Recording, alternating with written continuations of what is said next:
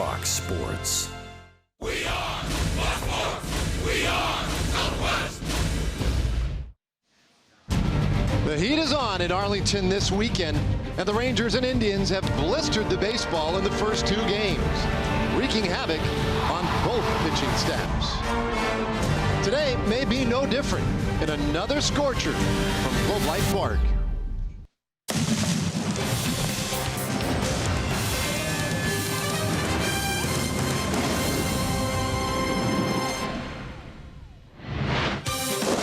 Rangers baseball is presented by Shiner Light Blonde. It's light done right. Yeah, those clouds would be helpful today. Sun is out. It's going to be a scorcher this afternoon. Rangers and Indians for the final time here in 2018 from Globe Life Park. Welcome in, everybody. Great to be with you. I am Dave Raymond alongside CJ Nitkowski. It is very hot this weekend. As we noted, the offenses have definitely enjoyed it. Pitching perhaps has not enjoyed it quite as much so far. Now, one guy who has really thrived so far in the heat, CJ, has been Rougned Odor. Yeah, I think we look at his season when we start to break it down. He deserves a lot of credit for the improvements that he has made, especially when it comes to getting on base. This has been the topic of conversation with Rougned Odor, his ability to recognize pitches out of the zone and not chase them nearly as much. Take a look at this month-by-month breakdown with him. The batting average has come up. That is certainly good, but it's that on-base percentage, I think, when you dig in, that becomes even more important. So the work that Odor has put in is finally starting to pay off these last couple of months. But it's not just about the at-bats. It's about what he is doing in the field defensively. He has been excellent. What a turnaround it has been in the last couple of years for Rougned Odor. What we're seeing is an improved range. Yes, the fielding percentage is fantastic. You see where he ranks since May 24th among all American League middle infielders. But it goes beyond that. He's made some spectacular plays, getting to some balls that we had not seen him get to before. So you just love the work that he's put in on both sides of the ball. He has made a huge difference, especially over these last couple of months. One of the real bright spots of late for the Rangers. Now, somebody else who really thrives and enjoys this heat has more on Rougned Odor. Let's check in with Emily Jones. Oh, yes, loving it already. And Rougned Odor, just one error since May 23rd, and a lot of that can be attributed to the fact that he's been putting in extra work almost every day with Tony Beasley. And he comes out on the field, and they're working on 4 different things. They're working on footwork, angles, hand-eye coordination, and decision-making. Beasley said that in the beginning, for the first month or so, it was him initiating those early workouts with Rougned Odor. He said now, though, for the last month or so, it's been Rugi that's been initiating those. And he says being able to have that positive reinforcement of seeing the results on the field, seeing the consistency in his defensive play have really helped accelerate those workouts pregame, whether it is in this heat or on the road. Regardless, Rugi is out just about every day working on his defensive game, and we're starting to see those results on the field. We've got the finale of this 3-game series between the Indians and the Rangers coming your way up next. Dave and CJ put the starting pitchers in the spotlight. It is Gallardo and Clevenger, and we've got that coming up next.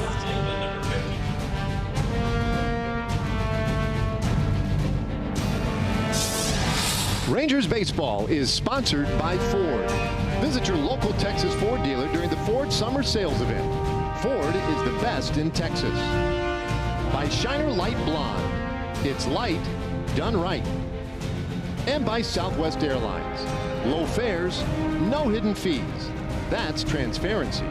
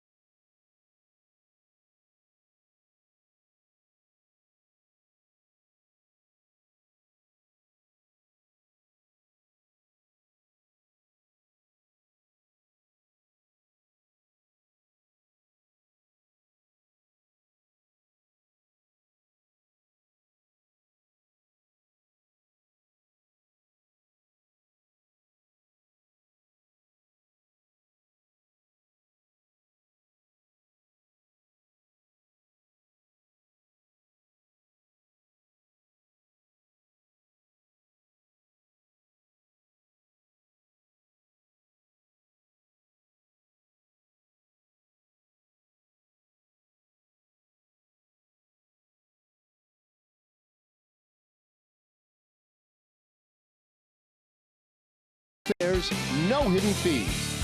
That's transparency. And by Shiner Light Blonde. It's light done right.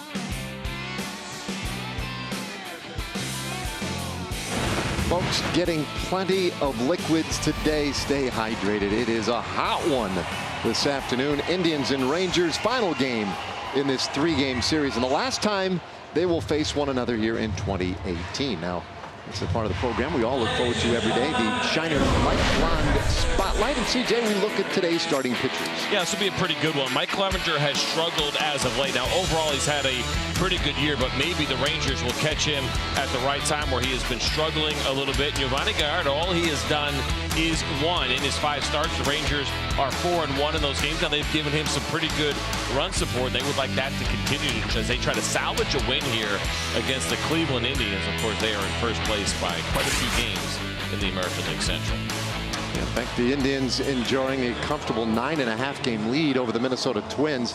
It is warm here, as we mentioned. Our game time temperature the last 2 nights been an identical 107 degrees. Today will not be quite as hot at first pitch, 102. And I guess this is where I show a little bit of my weather ignorance, different from some of my other ignorance. Yeah, it's hard to keep up. Though it's 102 versus 107 the last couple of days, it seems hotter today. You think so? Well, yes. So I was going to ask you, I mean, you've played in ballparks on very hot days, no doubt, in your playing career. When it was a day game and that sun was beaten down like it is today versus night games where that sun's disappearing to the horizon, but it's still warm. Is it different? Does it feel different out there? It can. I think the humidity really always tells you the story as far as what's really going on, and it's tough for these guys. There's no 2 ways about it. Now, the relievers are already out in the bullpen, but they have shade there. Which is nice here as far as the way that the Rangers bullpen is set up. Not so much for the Cleveland Indians bullpen, which is currently completely empty out in left field, and understandably so, because I'm not sure there's really anywhere to hide. And there they are. I promise you they do have relievers, and they'll be down there at some point. And how about the tease of the air conditioning sign right behind them? Don't you wish that there was an air conditioner right here? Yeah, cold Dr. Pepper in your hand. Well, the Indians have taken the first 2 games of this series, 54 wins, 43 losses overall. And as I mentioned, a 9.5-game lead in the division. They'll lead it off with Francisco Lindor at shortstop, Michael Brantley in left field, Jose Ramirez at third base. At the middle of the order, it's Yonder Alonso, Melky Cabrera in right, and Yandy Diaz the DH. Kipnis, Gomes, and Tyler Naquin, the center fielder, rounded out. That's the lineup today against Giovanni Gallardo. Gallardo making his 6th start of the year. 3 wins, 1 loss, and a 6.75 ERA. What you can count on with Gallardo is that he's going to pitch to contact, and so it'll be on the Rangers defense today. The offense has been of great support behind Gallardo, but not a huge strikeout rate over the course of his time here so far with the Rangers, just under 6 per 9, but putting the ball in play and getting some help behind him just like that right there is going to be the game plan. Yeah, that works quite well. Second pitch of the game, a little rollout to Guzman. One away. Let's get to our Shiner Light Blonde arsenal for Gallardo and what he has done so far here with the Rangers. Actually, the entire season. The 4-seam fastball 31% of the time. The 2-seamer, the slider, the curveball, the changeup. He throws them all. And the 4-seam fastball, surprisingly, has actually been the best of the group. Just a .216 batting average against. And I say that because Gallardo's not necessarily an overpowering pitcher. And a lot of times when you have guys with your average fastball, you would expect the other pitches, the off-speed pitches, to be the ones that are most effective. But it's actually been that 4-seamer that's been very good for him. It gets ahead of Brantley with strike 1. Michael Brantley with just 1 hit in the series. Average at .303 though for the year. And he hits this ball over first base into right field. So a single for Brantley, Michael for 2, and he's going to test the arm of Gallo. Gallo can't hold on to it. So no throw offered.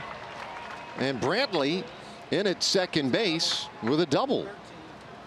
He did not hesitate. He turned as if he was going to challenge Gallo's arm. Second start for Joey Gallo in right field as Michael Brantley hits that breaking ball. You see a good look at the grip there, and it's got good downward action. But Michael Brantley's having a nice year and has been a good hitter when healthy. This was an easy base hit. Joey had a little bit of a ways to go. Let's see what happened there. You see Michael Brantley really not a lot of hesitation. And I think what we have seen from the Cleveland Indians, they're putting some pressure on the Rangers defense, especially the outfielders. Ramirez lofts one out into left field for Calhoun. 2 away. Well, let's get to the Rangers defense this afternoon, which is delivered to you by New Braunfels Convention and Visitors Bureau. Willie Calhoun, Delano DeShields, and Joey Gallo are in that outfield.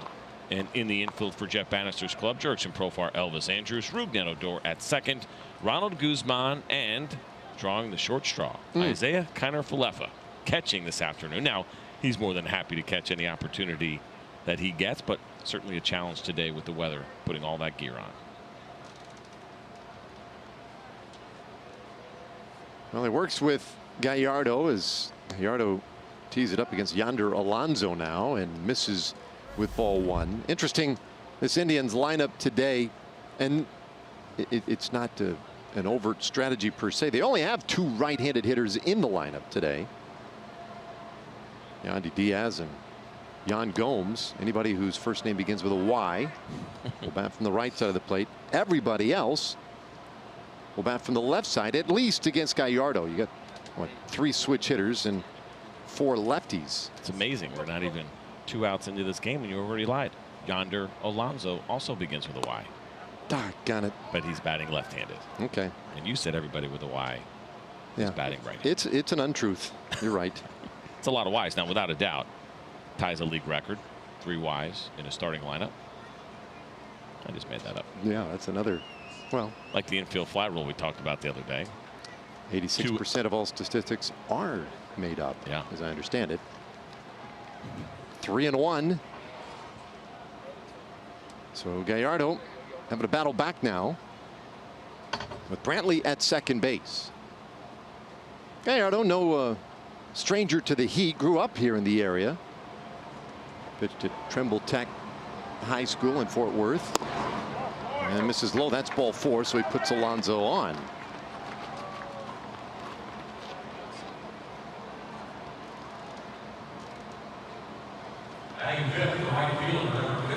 He was a fantastic high school pitcher, legendary, in fact, at Trimble Tech. There was that game, and I'll probably mess up this story, but he struck out 25 hitters in a game. What? But he went 11 innings and threw about 150 pitches. That's like the stories that you hear about the Japanese side. When Dice Cake first came over here, I think he threw like 18 innings in a high school game, that big tournament at Koshian. You don't hear that in the States, though, guys going that deep. 11 innings. Wow. Assuming that was a victory. Yeah, you know, CG victory, I hope. You would assume if you're striking out that many guys that you wouldn't have had to have gone 11 innings. Obviously, he didn't get any run support that day. Melky Cabrera, the batter here, switch hitter, batting from the left side. .238 average. This is his second go-round with the Indians this season. 2-strike pitch in the dirt. Cabrera, a veteran hitter, and a guy that Terry Francona really likes what he can do for this team, and looks out at what lies in front of the Indians the rest of the season and then in the postseason, and feels that Cabrera will fill a role, an important role, maybe not an everyday kind of guy, but perhaps some very big at bats in select spots. And he takes strike 3 here. First strikeout of the afternoon for Giovanni Gallardo. He puts up a goose egg in his half of the first, and now the Rangers come to bat.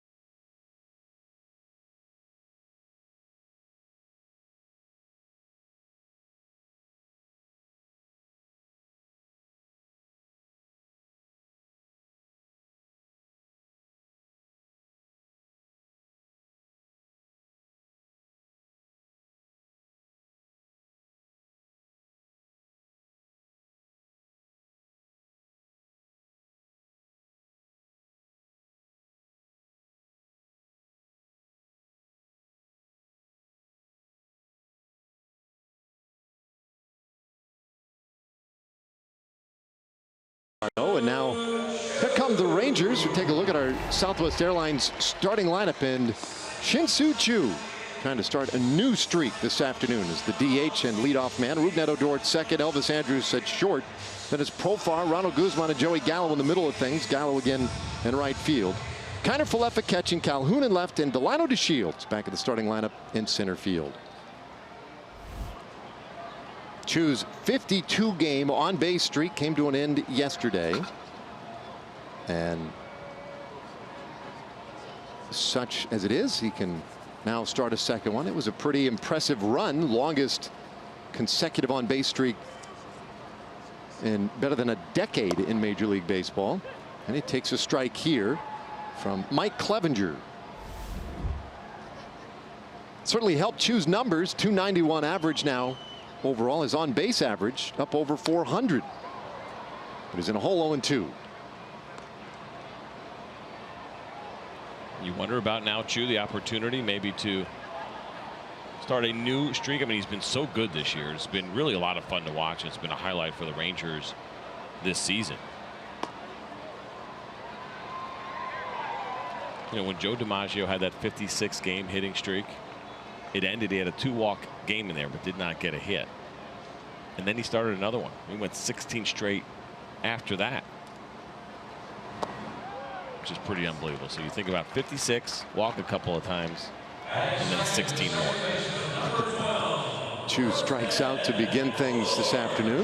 Well, let's get to our Shiner light blonde pitch arsenal for Mike Clevenger. Four-seam fastball, he used it quite a bit, 53% of the time. It's been a pretty good pitch for him. Good velocity, averages around 93. You'll see a slider, changeup, and also the curveball.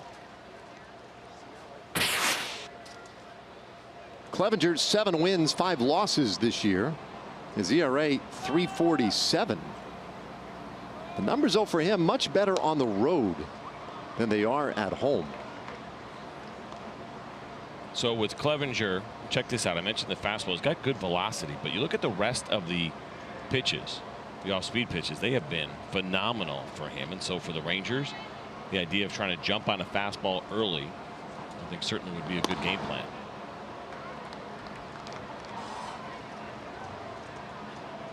Are you saying Clevenger, you're talking about on the road, was Clevenger had strong numbers on the road or brutal numbers on the road? No, real good numbers on the road. He's much better on the road than he is at home. This ball hit sharply into left field. Odor is on, and so he continues to look very good at the plate. Opposite field, base hit for Rugi. Well, it continues here for Rougned Odor. Just quality at bats. He got himself, looked like a little maybe slider that was up in the zone.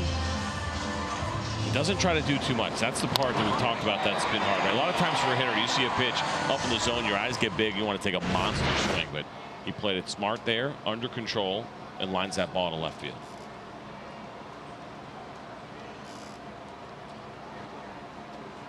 Puts on his base stealing glove. Takes a lead over there. He's been running the bases well lately as well. Andrus now at the right side, and he takes a fastball for a strike. Now, Clevenger on the road this year, a 4-2 record, a 2.61 ERA. So appreciably better numbers away from home than he has at Progressive Field. I suppose that in itself maybe not all that surprising, that it's a fairly hitter-friendly ballpark. That certainly is. I mean, especially to left field for right-handed hitters. It's a high wall there. I believe it's 19 feet, but the ball carries pretty well up in Cleveland. Man on, 1 out. And a quick check-in with Odor.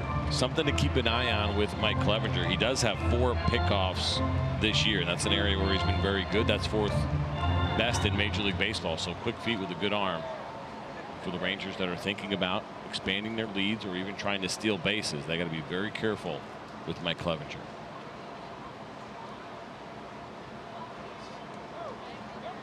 High set, and it is 1-1 pitch. Breaking ball in there, strike 2.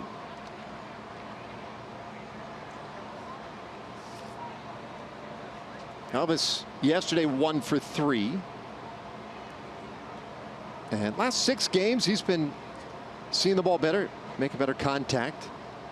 8 for 23 over the last 6 games. That's a .348 average. Odor running, and a swing and a miss is strike 3. Now Andrews strikes out, but Odor steals his 8th base of the season, and now in scoring position with 2 away.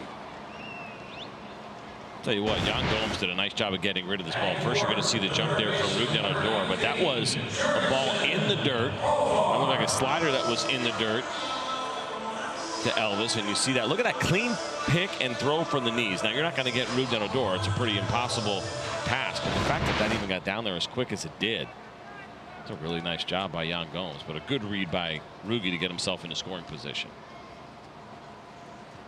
Well, the Rangers 9 for 26 in this series with runners in scoring position. And Profar endeavoring here to come up with the 10th Rangers hit with a runner in scoring position.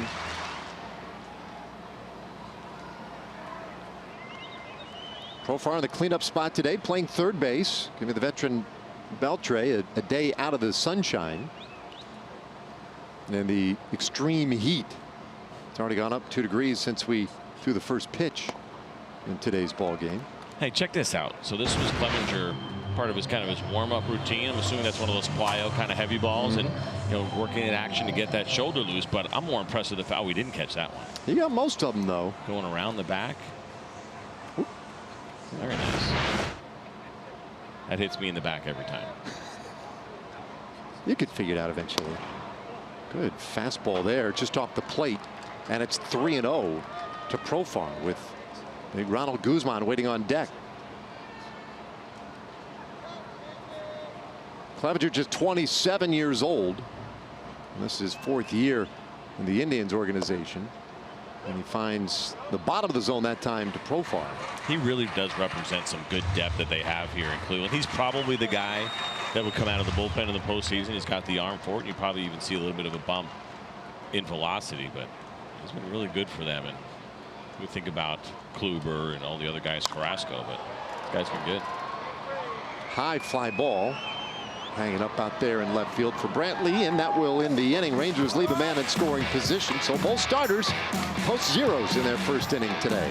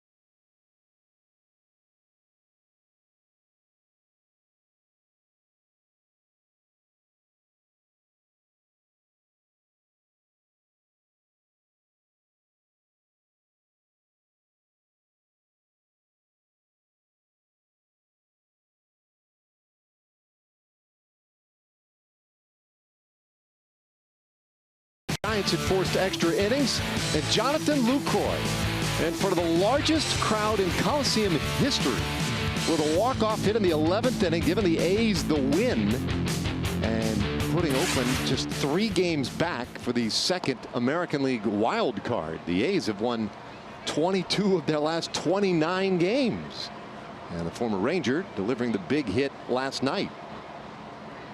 Did we ever find out about, were they giving the tickets away? Was that what it was all about? Yeah, I don't know. I don't know what the promotion exactly was. I know earlier in the year they did that, where all you had to do was register with an email account, and they would email you a free ticket to the ball game. Thinking there being they could then market to you later on. And it worked out well, so maybe they just dipped back in there again. But there were over 56,000 in attendance yesterday. That's amazing. That is absolutely amazing. And for the A's, obviously we're going to see them. They're coming into town tomorrow for a 4-game series. They just acquired Jeurys Familia, the closer from the New York Mets. Chopper shortstop by Diaz. And Elvis throws him out, 1 away here in the 2nd inning.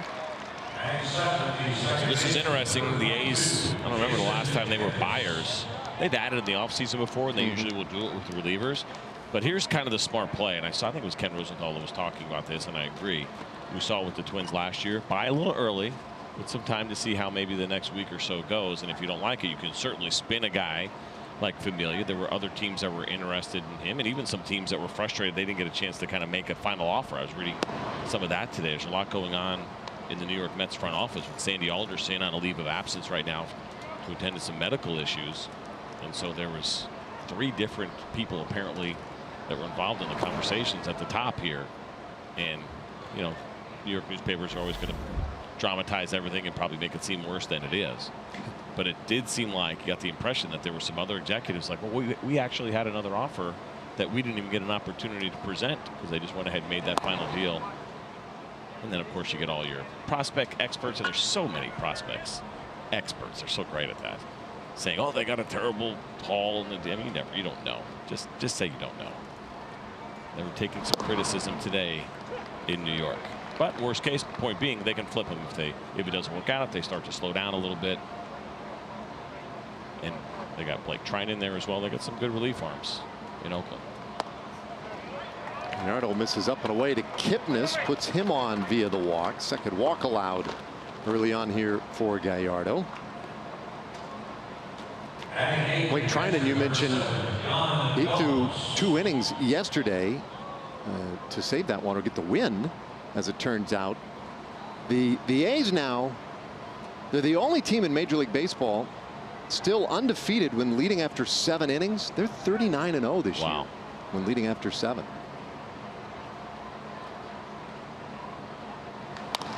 This one hit out to right field by Yan Gomes. Base hit. Kipnis turns second, heads for third. Here comes the throw in time. And there's the arm of Joey Gallo as he guns down Kipnis at the farthest point on the diamond. And the Indians, they've been challenging that arm all series. It was going to happen sooner or later. That's fantastic. This is what we were waiting for. We talked about it last night as Joey Gallo got that first start in right field. Who was going to be the first guy to try to go first and third and get nailed doing it? Well, the answer is Jason Kipnis. And what a throw by Joey Gallo. The arm is so strong. The fundamentals right there as he gets behind the ball and one hops it perfectly. And Jurickson Profar gets that tag down just in time. That's fun to watch. So 2 gone. Gomes at first base. And Tyler Naquin, another left-handed hitter, steps in. Naquin had a big night last night. Of course, there were a number of Indians who had a big night last night in their 16-3 win. Naquin, though, had a big 2-run homer in the 6th inning. He added an RBI single in the 9th inning and a 2-for-4 evening.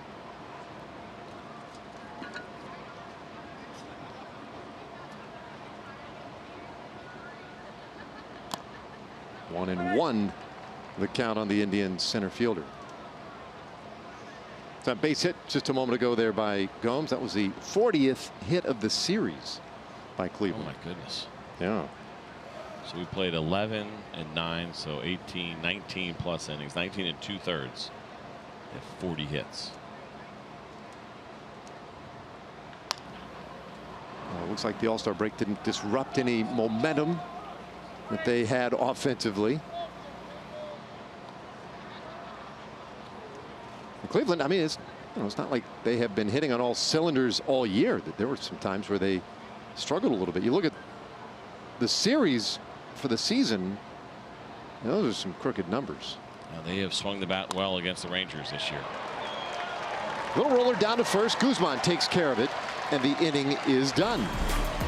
That was a fun inning, though. A big out at third base. Joey Gallo gets an opportunity to show off the hose, and here it is. Perfect alignment, a perfect one-hop throw. And there is the tag from Profar to nail Kipnis.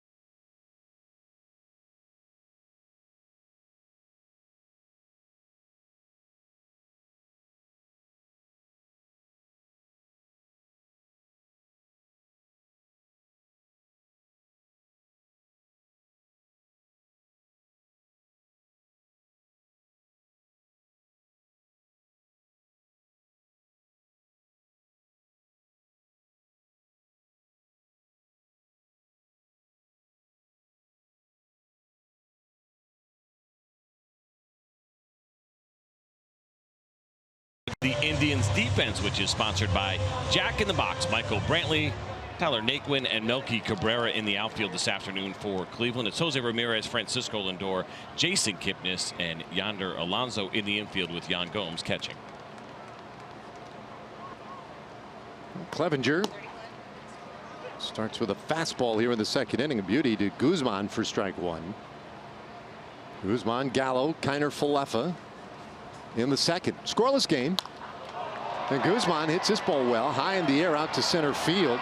Backing up on it, Naquin, and he has just enough room. One away. Let's take a look at what Gallo did in the outfield and break it down using StatCast, which is powered by AWS and the arm strength. This is what I wanted to see. 100 miles an hour from Joey Gallo. That throw had to go 243 feet. You know, we saw Ryan Rua warming up in a blowout game on the road. That's the man I want to see pitch. Give me like that. We had that the rough one yesterday. Austin Bibbins Dirks was the guy that was the hero of the bullpen, eating up a ton of innings last night. That could have been a situation. I don't think we will ever see it. Just one hitter. I don't need to see a full inning. I just want to see Joey Gallo get on the mound, blow it out against one hitter. See, I bet you 102, 103 is in there. Well, I'm sure it's in there. I don't know. He probably has no interest. Huh? He probably. I don't think he has any interest. And understandably so. In fact, that was always the story when he was in high school, was trying to avoid interest in his pitching. He would duck scouts intentionally. He and his dad would misinform scouts on days in which he was going to pitch. No, yeah, not pitching today. Don't bother coming. He wanted to be seen as a hitter. And he takes ball 4 here, so Gallo with a walk, and the Rangers have a runner in the second. Time for a word now from our friends at Southwest Kia. At Southwest Kia, we've made car buying easy. $250 down delivers, monthly payments $250 a month or less. SouthwestKia.com. Gallo on. Now Isaiah Kiner Falefa.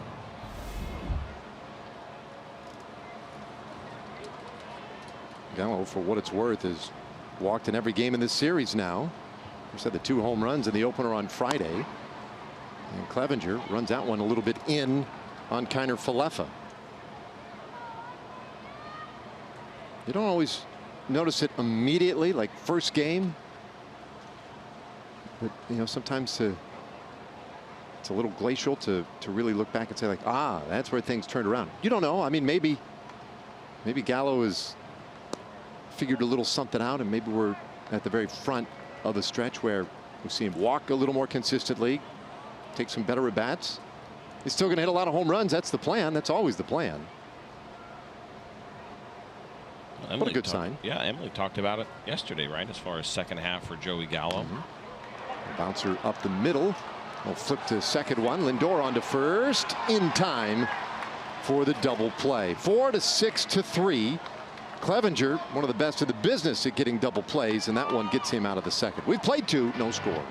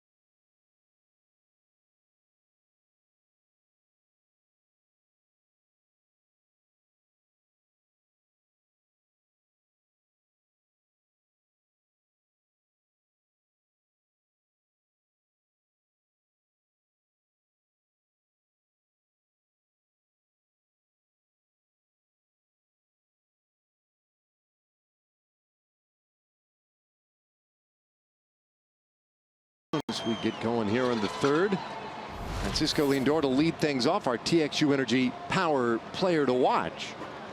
Last, or rather in his 4 big league seasons, 85 home runs, most by any big league shortstop during that span.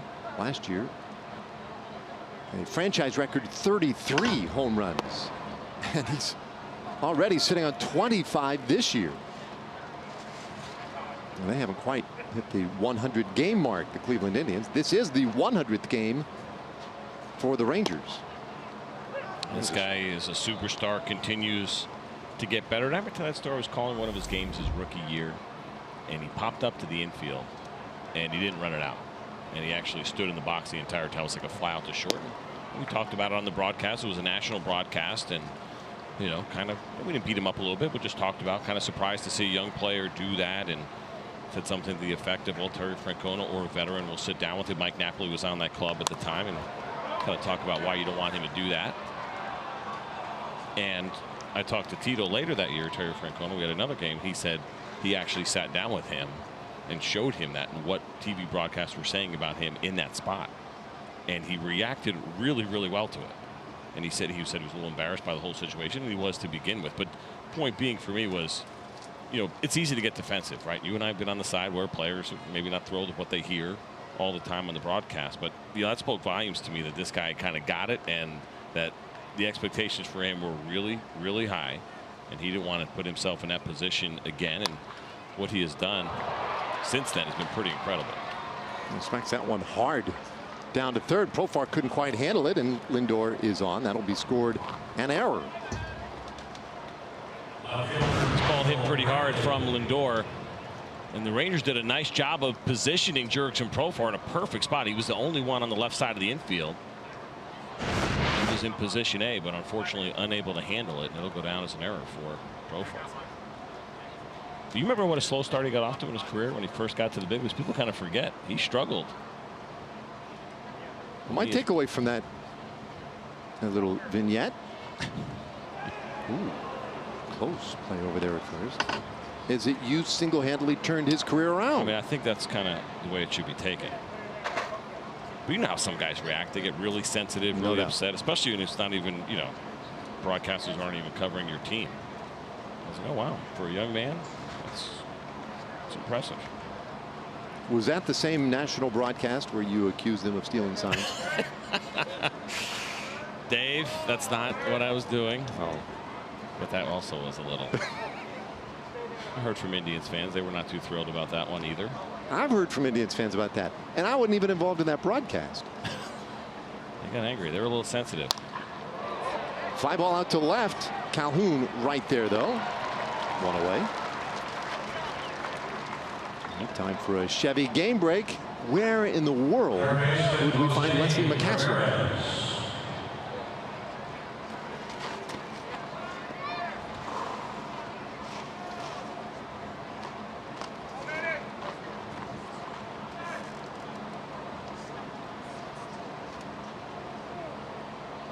All right, thanks, Leslie.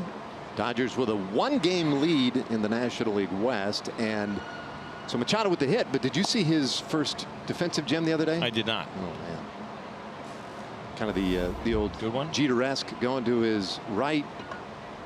You know, the jump throw. Oh really? Yeah, looked pretty good. A lot of knocks on his defense at short.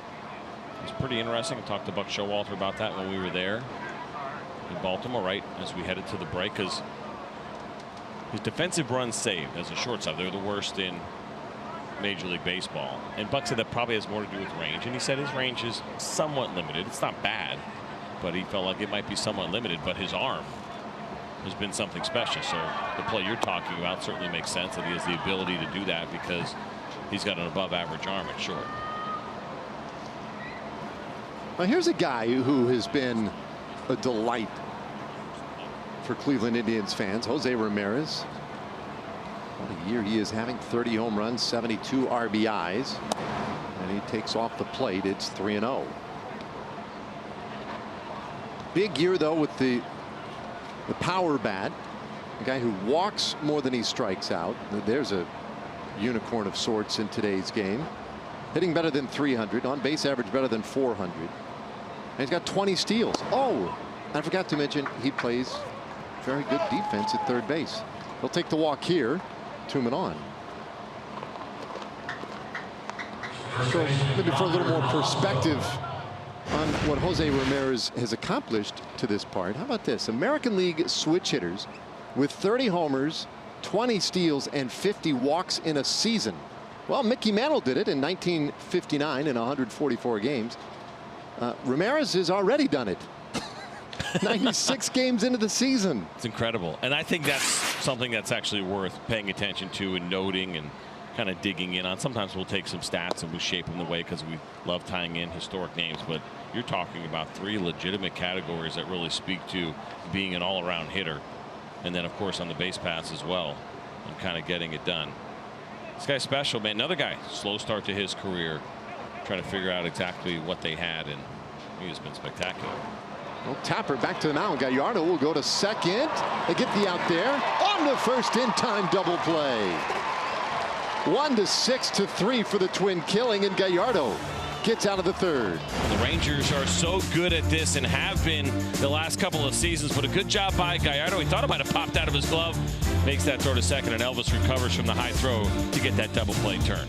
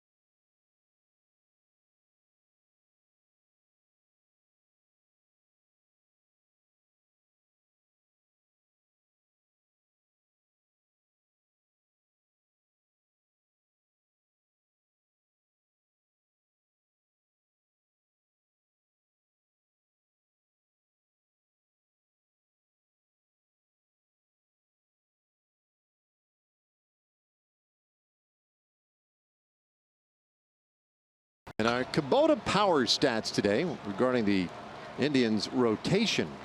Since the start of 2016, as a rotation, they have a 372 earned run average. And that's best in the American League, 4th overall in baseball. We were talking earlier about the depth of their rotation.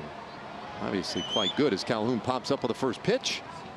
And there's one away. And over that time, they have pitched the most innings of any team out of their starting rotation, and even 2,500 innings coming into this game this afternoon. They have the highest strikeout. I think they're actually tied with the Dodgers for highest strikeout rate. There's no denying, as much as their bullpen had been the story over the last couple of years, their rotation has been solid.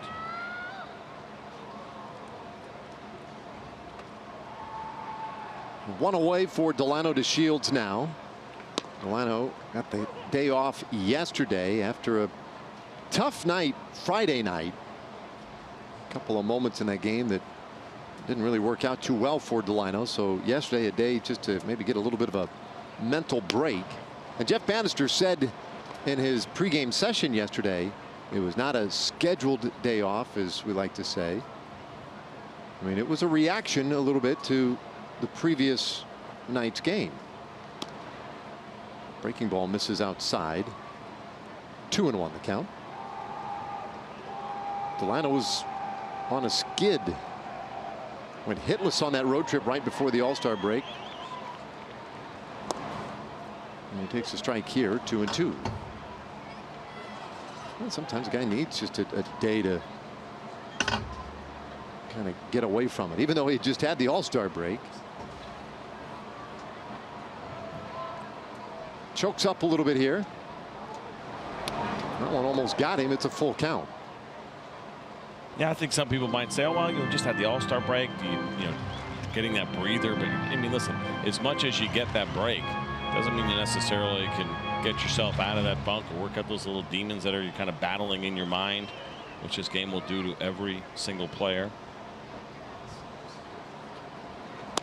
Takes outside, ball 4, so a walk in his first plate appearance this afternoon. That's a good start to things for Delano. His great speed on base with one out. Let's check in with Emily Jones. Yeah, progressive fan of the game time. Could pretty much be anyone in attendance here in this heat today, but I'm going to give it to Carlos DeLucio because I consider myself a bit of a fashion connoisseur and I really dig the hat. So tell me where you got the hat. I actually bought it at a gas station close by, yes. And I figured I'm out to support the team. Might as well wear something where I don't get a sunburn. I love it. You are my kind of guy. Progressive fan of the game, guys, and I like big hats, and I cannot lie. Well done, Emily. Strong effort, Emily. That is a fantastic hat and perfect for today.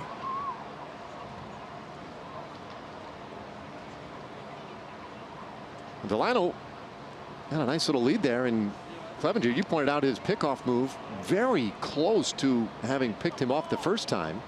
This time Delano in there a lot easier. We'll see 16 steals and 19 attempts if he's considering making a move here.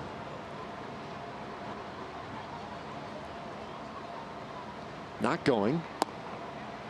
And Chu takes off the plate. And it was interesting too when you brought up the point about double plays and how Clevenger's been very good at inducing those ground ball double plays. He does not have even a league average ground ball rate. It's only a 41%. League average is about 43%. But the fact that he was able to get those double plays and has been able to get them and holds his runners well, the pickoffs, as we mentioned, he does the little things right. Those are those things outside of just pitching and throwing strikes that you want to see a guy be able to do. He came in tied for 5th in the American League with 12 double plays induced this year, and Kiner Falefa to roll into one in the 2nd inning.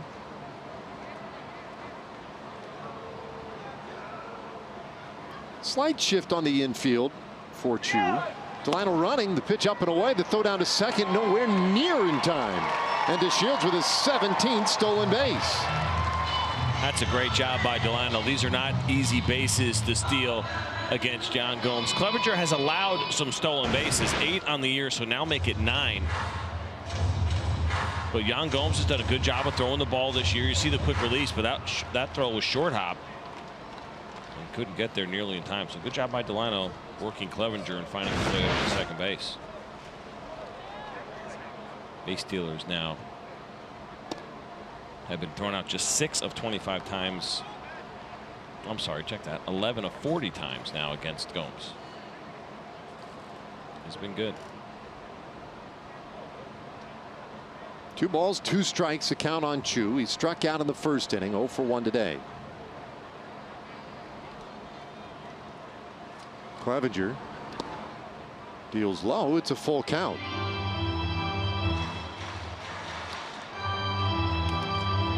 So the Rangers have stolen 2 bases already in this one. Odor did it in the first inning. DeShields here in the third. Trying to break this scoreless tie.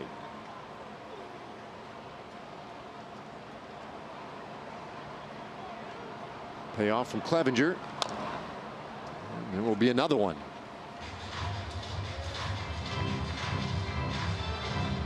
So good long at bat here by Chu. We'll see a 7th pitch.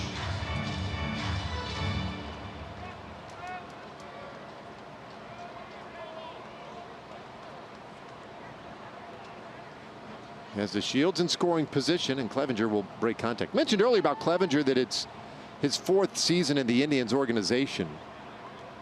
He was originally drafted by the Angels, a 4th-round pick back in 2011. And he walks Chu, 2nd walk in the inning and 3rd of the game. Sunday, August 5th. Rangers and Orioles, the game. It's a 2:05 start, and country music group Lone Star will perform a post-game concert sponsored by Budweiser. Tickets are available at texasrangers.com/concerts.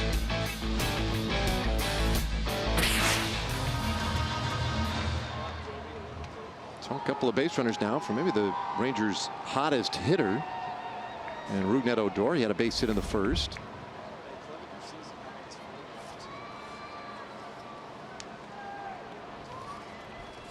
Odor hits in 8 of his last 9 games. 371 average during that stretch. You can make it 9 of the last 10 games with his base hit back in the first. And hits this one down the line, foul and out of play.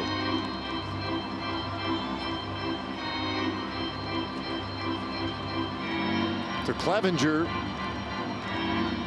initially an Angels draft pick, became an Indian. He was traded to the Indians for right-hander Vinny Pastano a little more than a year after being drafted. He was a little stunned by that. He was a Tommy John survivor, Clevenger, and it's like, man, they're already giving up on me. But has also since pointed out that he feels like all the fresh eyeballs on him, etc., have really been good, and some of the ideas and whatnot that the Indians have brought his way have helped his game a lot, and Clevenger has enjoyed a decent amount of success. Last year, a 12-win season. A lot of success last season. And to be clear, they all survived Tommy Johnson. Well, that's true. Base hit into right field. Around third base, DeShields, he scores easily, and so Odor delivers again. His 2nd hit of the game, and he has the Rangers on top 1-0. Well, Rougned Odor continues to shine and get results from the work that he has put in, the adjustments that he has made, and gets himself an opportunity here on the changeup. Good look at the grip, and not a bad one either. Down, but over the middle of the plate. Rugi goes out and hits this ball pretty firmly to right field to get the first run across the board for the Rangers.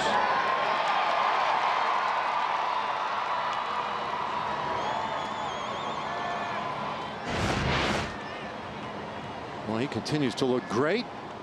2 men on now. Chu at 2nd, Odor at 1st for Elvis Andrus. That started on that one, and he did go around, according to Ryan Blackney, our first base umpire.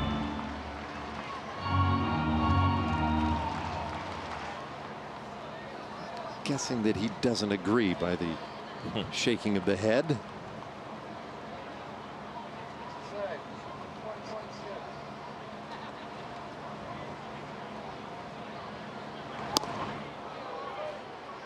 In front of that one, 0-2. And boy, the Indians have gone after Elvis with a lot of off-speed stuff in this series. Yeah, I think we definitely have seen the trend in what they believe, and they're very careful with the locations of the fastballs. Not that they're not going to throw them, but they pick their spots, and must have been pitching Elvis kind of backwards, where he used the off-speed stuff early. And they always have an opportunity to finish with a fastball late. Gets away from Gomes. 1-2 the count. And the interesting thing in this series anyway for Andrus is that the Indians, they have been the whipping boys for him over the years. Elvis has had great success against Cleveland to the tune of a .373 career average and 8 home runs.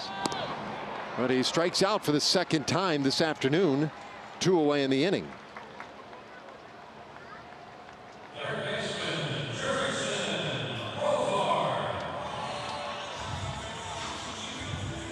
Clevenger, his 3rd strikeout today. Here is Jurickson Profar. Can you read up there on the big board? They actually, I never even noticed that before. I rarely actually look up at the big screens here during a broadcast. And they have the song, the artist. I mean, walk-up music has come a long, long way. It's a big deal. I think it's even, you can find it on the internet too, if I'm not mistaken. It's listed. Little tapper back to the mound. Clevenger loses his glove, stays with the baseball, but not in time to first. Profar beats it out. That'll be an infield hit. Great effort by Clevenger. There was a point there where I thought he'd be better off just holding it, though. I agree, and it looked like he had a chance to make a play. And then it looked like it turned into a wrestling match between him and the baseball. They're both trying to grapple with each other. This one has some funky spin as it comes off the end of the bat, and you see the extension, but then it just got weird for a little while, and then ultimately, as you mentioned, by the time Clevenger decided to throw that ball, it was much too late. It's amazing. You don't see highlights like that too often where you're watching the hitter and all of a sudden the pitcher just dives out of the screen. Some frustration there for Clevenger. It would have taken a great play, and he almost made one. But you're right. That looked like you start to see those. We've seen enough baseball where a guy throws that ball away because he tries to rush. So give him a little credit for at least not doing that. But now he's got bases loaded and a couple of outs, and he's going to have to face Juan Guzman, who put a really good swing. Excuse me, Ronald Guzman. I've done that a couple of times. Ronald Guzman, he put a pretty good swing on that fly out to center in his first at bat.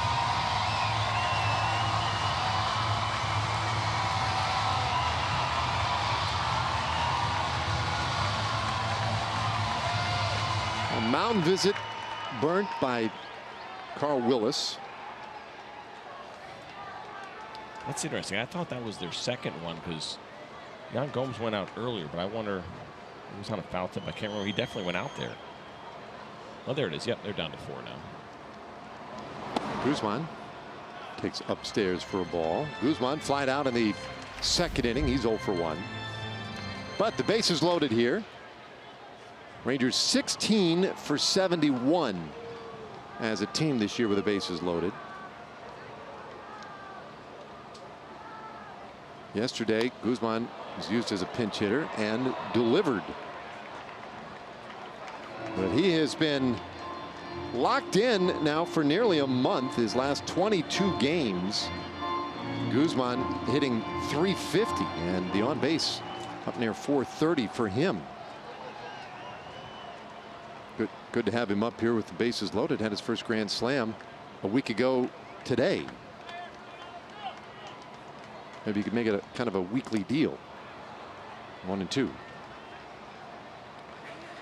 Our WinStar World Casino and Resort leaderboard. Guzman 4th in the American League among rookies with his 9 home runs. Gleyber Torres with 15 and Duhar with 12. Daniel Polka with 12 as well. They have all slowed down a little bit, at least in terms of homers. 1-2. And Guzman strikes out. The Rangers leave the bases loaded. But they get their first run of the game, and what a day already for Rougned Odor. A base hit in the first inning, and then he stole a base. And then the RBI single in the third to give the Rangers the 1-0 lead.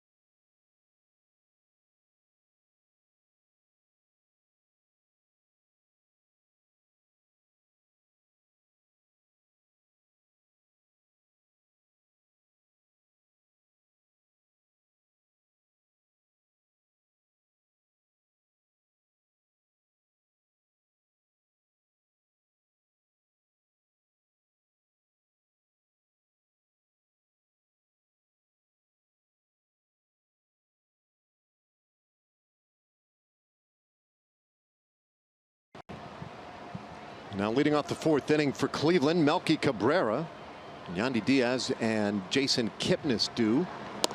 There's Gallardo. That's one right in there for a strike.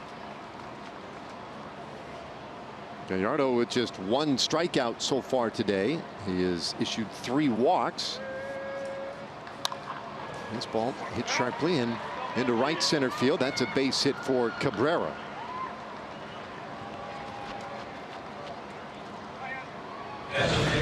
Coming up on Wednesday, July 25th, Rangers and A's. That'll be game 3 of that 4-game series. So 7:05 start. That'll be a Texas Chili Company $1 hot dog night. Get your tickets now, TexasRangers.com, or by calling 972 Rangers. $1 hot dogs all night.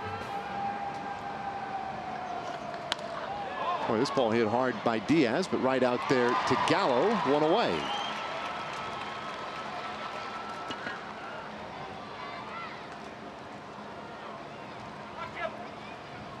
Gallo looking at his defensive chart. Wasn't a to-go menu somewhere? Just want to order something.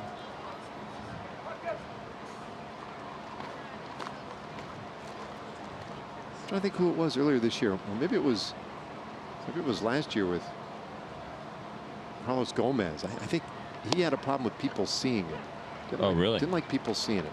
And I could be wrong. It might not have been Carlos.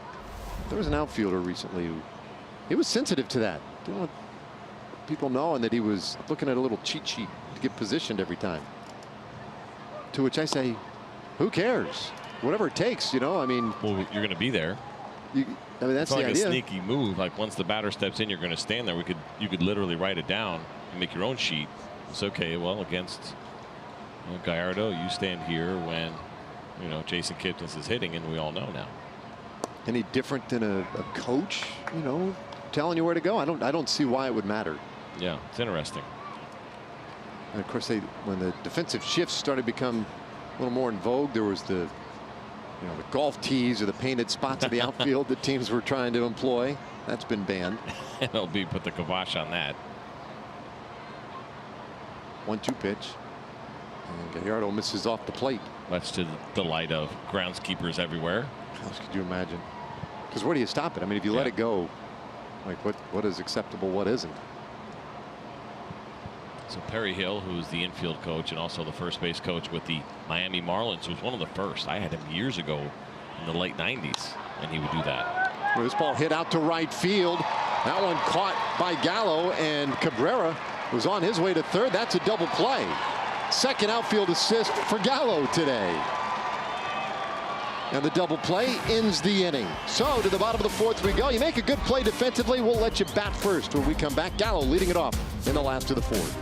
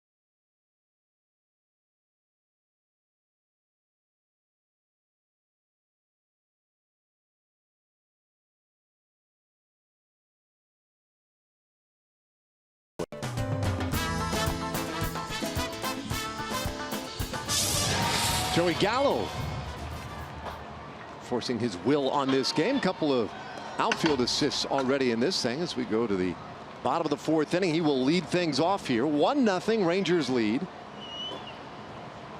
Just the 2nd game Gallo has played in right field in his career.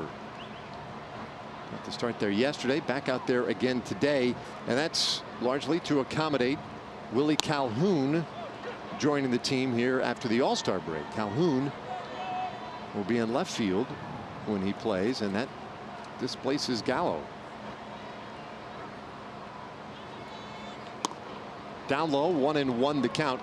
Clevenger has thrown first pitch strikes now to 11 of the 15 men he has faced. He's done a good job of getting ahead. Comes inside though, and it goes to 2-1. Joey Gallo's done a nice job of walking against right-handed pitching. Check out that percentage of 14.3. That's 8th best in Major League Baseball. We saw him, of course, walking that first at bat. Take a look there. It's 96 walks and 673 plate appearances. Now that goes back to the beginning of last season. Little tapper out in front of the plate, but right to Clevenger. Gallo rolls out for the first out of the inning.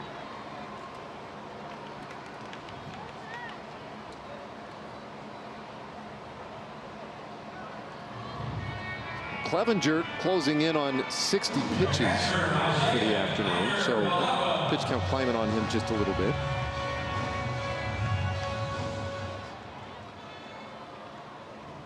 We will look at Isaiah Kiner-Falefa. That's the start today behind the plate. So how does it work officially for game time? Is it only game time temperatures or at any point? So you were talking about how we're not going to get there, right? But we're on the climb. Yeah, Started exactly. at 102. Yep. We're up to 107. Yeah, and it'll probably get hotter than that, right? I mean, you figure that the hottest temperature might be at the end of the game, usually. So would that count? No, as I understand it, it's game time temperature, which is when the first pitch is delivered. What about the mean temperature? I mean, it is cruel that it's this hot, but at mean, of course, the average.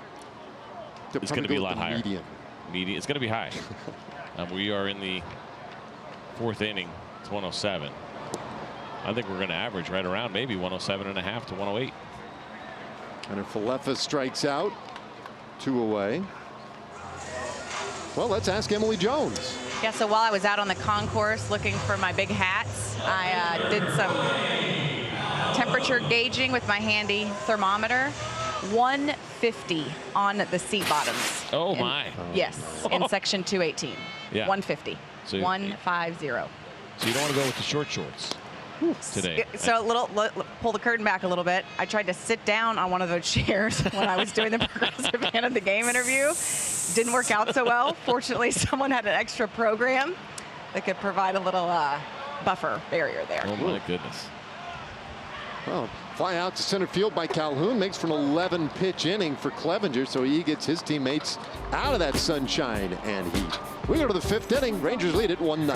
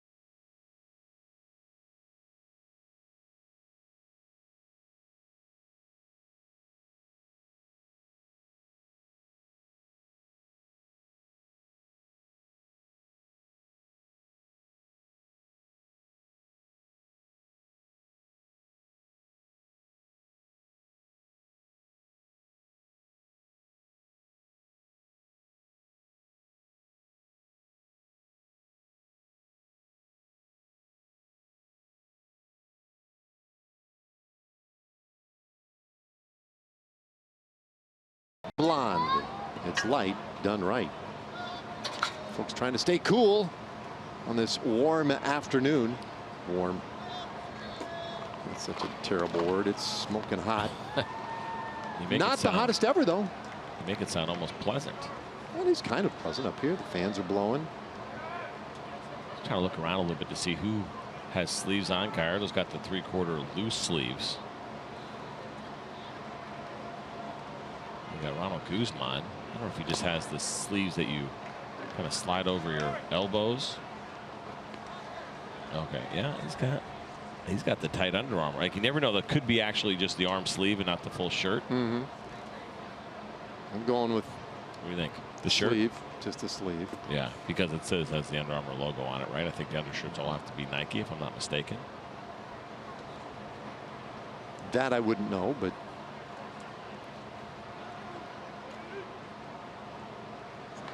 This one on the ground, slow roller. Odor hustles over to pick it up. He throws out Jan Gomes, one away. Well, Gallardo looking pretty good so far, getting some good help defensively. 4 1/3 scoreless innings against a very good Indians offense. He's limited them to just the 2 hits. Pardon me, 3 hits. Yeah, it's good to see. I mean, pretty efficient so far. That 4th inning was huge with just the 8 pitches, but really you'll take all of those.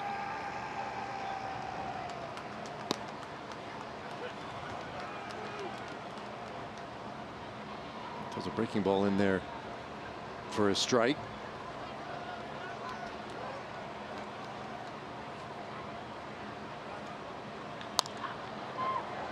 This one out to left field, right to Willie Calhoun. 2 away. So I think when accommodating here with a quick out and with 2 away, it'll turn the lineup over now for the 3rd time. Indians will come to bat against Gallardo. We haven't seen Willie Calhoun get challenged too much in left field, but he seems to have done a pretty good job on the opportunities that he has had so far. That's certainly something to keep an eye on with his game. We know he can hit, and we know over the long term he will hit. The question, and one of the questions surrounding him, is defense, and where's his best defensive position right now. So far so good out and left.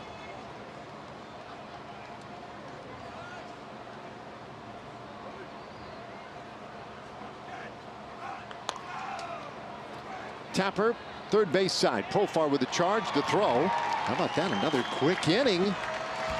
Ronnie Gallardo looking sharp. Only needed 6 pitches in the 5th. Rangers up 1-0.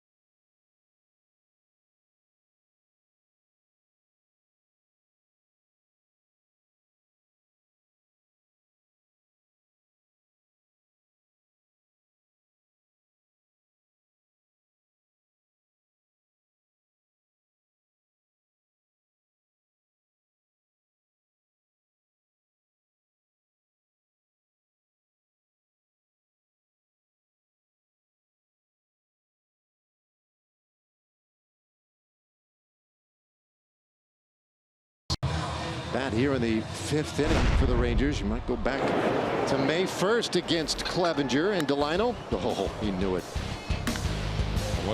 Every once in a while, you'll see Delino get a little big with that swing when he senses an opportunity, and he hammered that ball out in Texas right by the, excuse me, in Cleveland, the Locos Nacho stand. Who doesn't love some crazy nachos? Well, Delino walked and has scored the game's only run so far today, so he's done it against Clevenger once again, but this time in a much smaller way, or more insidious way, with the walk, the stolen base, and then coming in on the Odor single. Would it be inappropriate for me to take my program monitor and smash it on the ground in front of me right now? Yes, it would be. All right. So first it was all pink. We got that fixed. Now it's blinking. It's driving me crazy. 3-0 the count on DeShields. I don't know what was worse. Like it was, like everybody was pink in it. That was kind of interesting. Felt like I was, I don't know, in outer space or something. But the blinking. Blinking is worse. Yeah, it could cause a little bit of an episode. Now Clevenger, another deeper count here, and he has certainly given Delino the advantage at 3-1. Does not get the call there. Inside, ball 4, and Delino has walked for the second time today. Saw Bartolo Colon down in the dugout. There you go with the hoodie, not just on, but up. You got to stay warm down there. And Emily, do we have a little more update on the Poncho story? Yeah, so I told you guys yesterday that he introduced himself to me for the first time I've ever met him as Poncho, and I've been calling him that ever since. So today I asked him, I said, hey, Bartolo, what's up with the poncho? Like, where does that come from?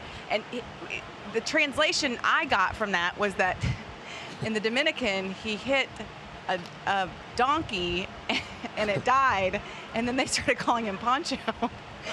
But that's not the case. Uh-huh. They started calling the donkey Poncho, or they started calling him Poncho? So then they started calling Bartolo Poncho. That's not the case. It wasn't a donkey, it's a mule. I'm sorry. So I asked Elena Ornelas, who is the team translator, and he said that the actual story is Bartolo had a mule named Poncho, and it got hit by a car, and he was very upset about it. And that mule worked very hard, and so he wanted to be known as Poncho because the mule worked so hard. So he really loved this Poncho mule, and he was sad when it died, and then that's kind of how he carried on his name. And now he actually has 2 dogs, and one of them's name is Poncho, and the other one's name is Poncho. Poncho. I can't make this up. I mean, mules, they're not fast, are they? No, they're hard workers. How do they get hit by cars then? There might have been some intent there. Well, it's a bouncer to second base after the DeShields stolen base. His 18th of the year. He moves to third on the ground out.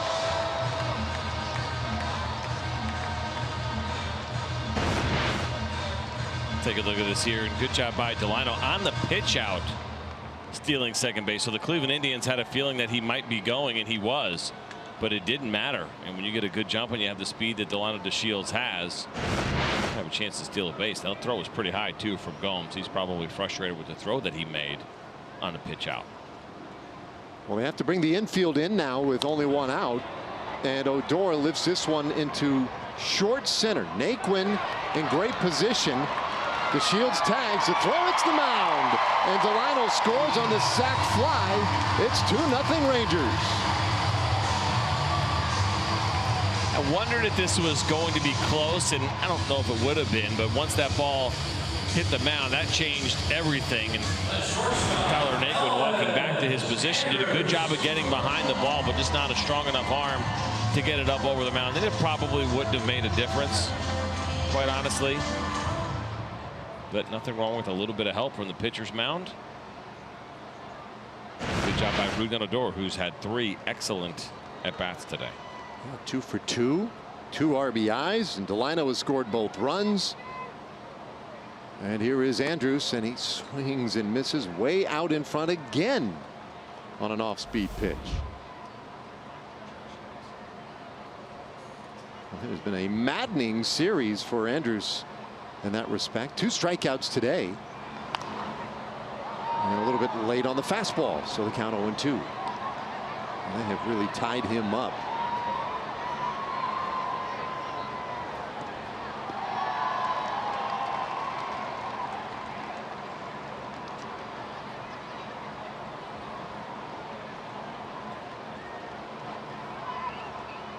No balls, 2 strikes.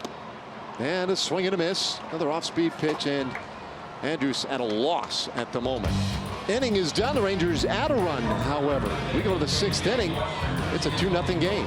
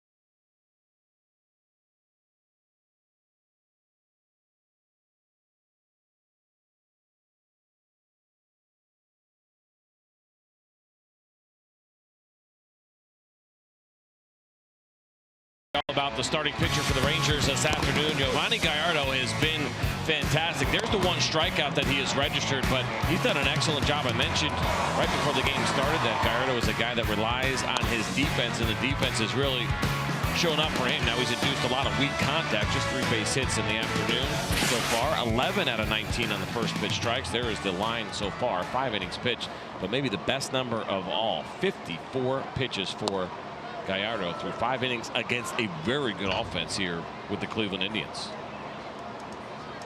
Well, he has been spectacular, leading 2-0. Deals with the 2, 3, and 4 hitters in this 6th inning, and Michael Brantley takes a strike. That one beautifully framed by Kiner Falefa. I think he may have just earned his pitcher a strike right there. 0-2.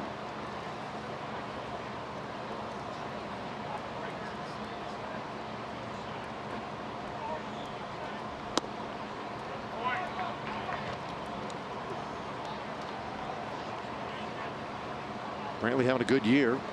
Average up over 300, 1 for 2 in today's game.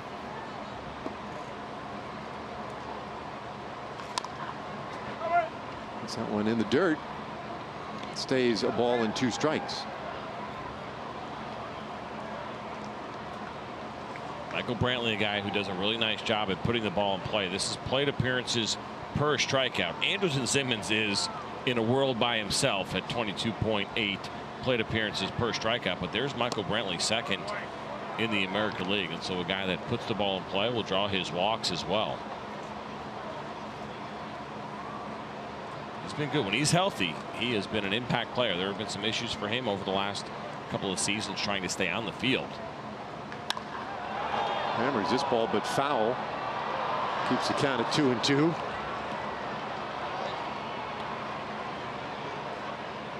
Playable ball. He had the right cup for it too. That's a tough decision to make. Bare hand, I don't recommend it, but you have that big cup. Thought about using the cup, and he did. Oh no, that was bare hand. Yeah, that's about 60% effort.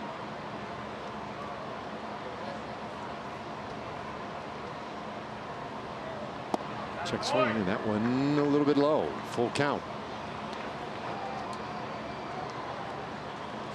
Brantley with a good at bat here. This will be the 8th pitch in this at bat for him.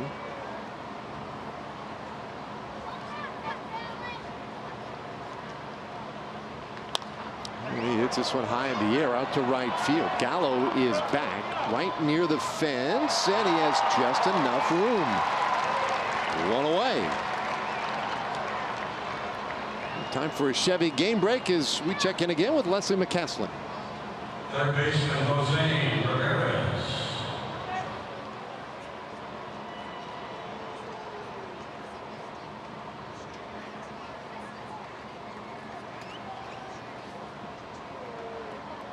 Pirates making a little move. Thank you, Leslie. Pittsburgh 2 games over 500 with that win. But pretty tough sailing in the National League Central with the Cubs and Brewers on top. Jose Ramirez 0 for 1 today with a walk. And there you take a look at the standings. Been a back and forth battle largely between the Cubs and Milwaukee. But St. Louis and Pittsburgh both better than 500, hanging around.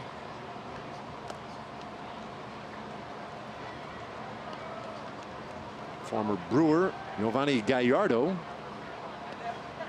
doing it for the Rangers today, and really that's where Gallardo made his name. He was a mainstay for the Brewers back in the day, what, 2009 through 2014, and is still the all-time strikeout leader in Milwaukee history. Second round selection by the Brewers back in 2004. Deals low. That's ball 4, and he's put Ramirez on for the second time today. It's so difficult to get Jose Ramirez to chase pitches out of the zone. We talk about that stat O swing percentage, just 24% this year for Ramirez. League average is 31%. He has been the best on the Indians as far as being disciplined and not chasing pitches out of the strike zone.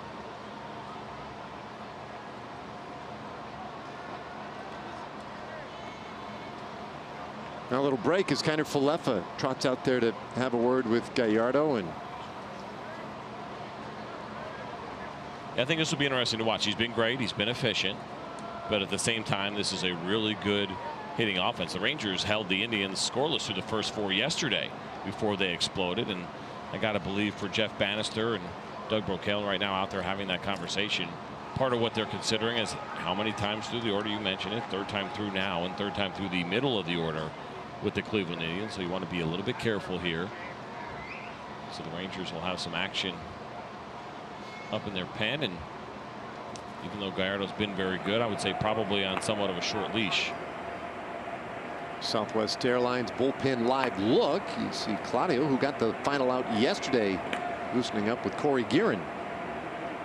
Had a combined 8 walks in this ball game today, 4 by each team. Ramirez aboard, and Yonder Alonso takes in the dirt. Good job by Kiner Falefa to keep it close.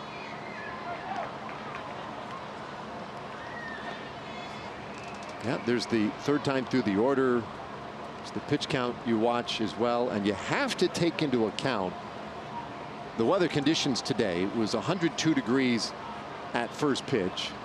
It's showing 107 currently, and that's sun just about 2 blocks away, bearing down on these guys. And for Gallardo out there working inning by inning, no doubt has got to be taking a toll. We knew this was going to be a very hot weekend here at the ballpark. And Dave Burchett, the veteran, a longtime director on our TV crew here at Fox Sports Southwest, brought up an interesting note. I guess it was Friday night. We were sitting around chewing the fat, and he said that he had seen there was just 1 heat cancellation in Major League history. When we looked it up and found it, it was back in 1936, July 16th, 1936. The Brooklyn Dodgers at Cincinnati, where, by the way, 100 degrees in Cincinnati is quite honestly a little different than it is here, right on the banks of the Ohio River. That is brutal. It was 110 degrees that day, and they said, no mas. Little tapper over the mound, tipped by Gallardo. But Odor stays with it, and somehow gets Yonder Alonso for the second out of the inning. Nicely done. That's tremendous concentration by Rougned Odor. Now, Gallardo probably would have been better off not even touching this ball, but as a pitcher, you're always thinking about, can I get a double play here? You're not thinking about necessarily the defense behind you. You're going to watch him jump up. It probably would have been a double play on its own. He slows the ball down, which is always a difficult thing to do. And Rougned Odor bobbled that ball. I thought that was going to be the end of the play. But watch him stick with this. Right here, when he bobbled it, I was like, oh, that's probably it. And then he recovers, and I thought maybe he was going to throw the ball a second, right? Try to get the runner Ramirez coming around second, but that's a tremendous, tremendous play. He continues to get it done, and certainly Sam Holbrook is appreciative that maybe he bobbled that ball. Yeah, he was about to take one on the coconut. Whew. That's a great play. Well, Odor was the feature of our open today in the broadcast, and man, he has done nothing to disappoint. He's done everything offensively the Rangers have needed to get the 2 runs. And he's turned in some plays defensively now. 1-0, bouncer up the middle. Andrews, a little Sunday hop, and he throws out Cabrera. The inning is done, and the Indians leave another man in scoring position. We'll go to the bottom of the 6th inning with the Rangers up by 2.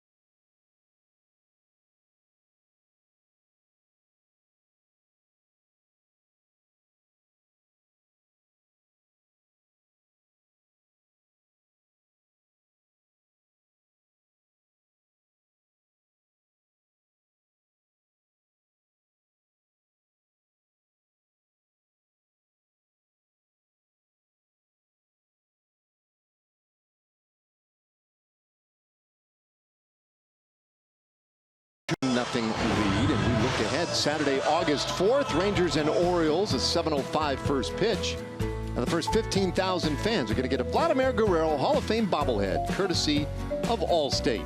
Tickets are available at TexasRangers.com or by calling 972-RANGERS. Clevenger out again here in the 6th inning. This pitch count is certainly well in check, and he deals with Profar, Ronald Guzman, and Joey Gallo.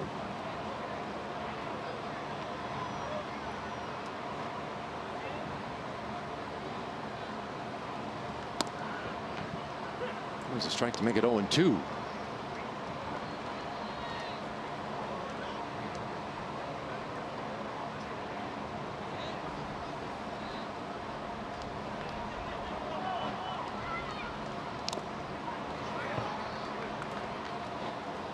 Profar flying out of the first inning, and he reached on a little tapper over to the left of the mound in the 3rd inning. A ball that was bobbled momentarily by Clevenger. Really was a great effort by Clevenger. Now he reaches out and hooks one on the ground to second base. Kipnis takes care of him, 1 away here in the 6th inning. Clevenger's done a good job. We had talked about the beginning of this game. His repertoire and the pitches that he's been really good on, the off-speed pitches, but the fastball had a pretty high batting average against it, but none of the hits so far here for the Rangers have come off the fastballs. The 3 hits they have come off of all of his off-speed pitches so far.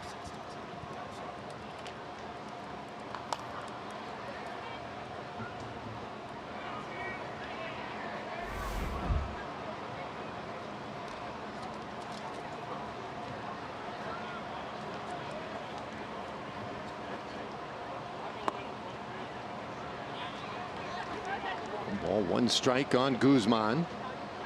0 for 2 so far this afternoon.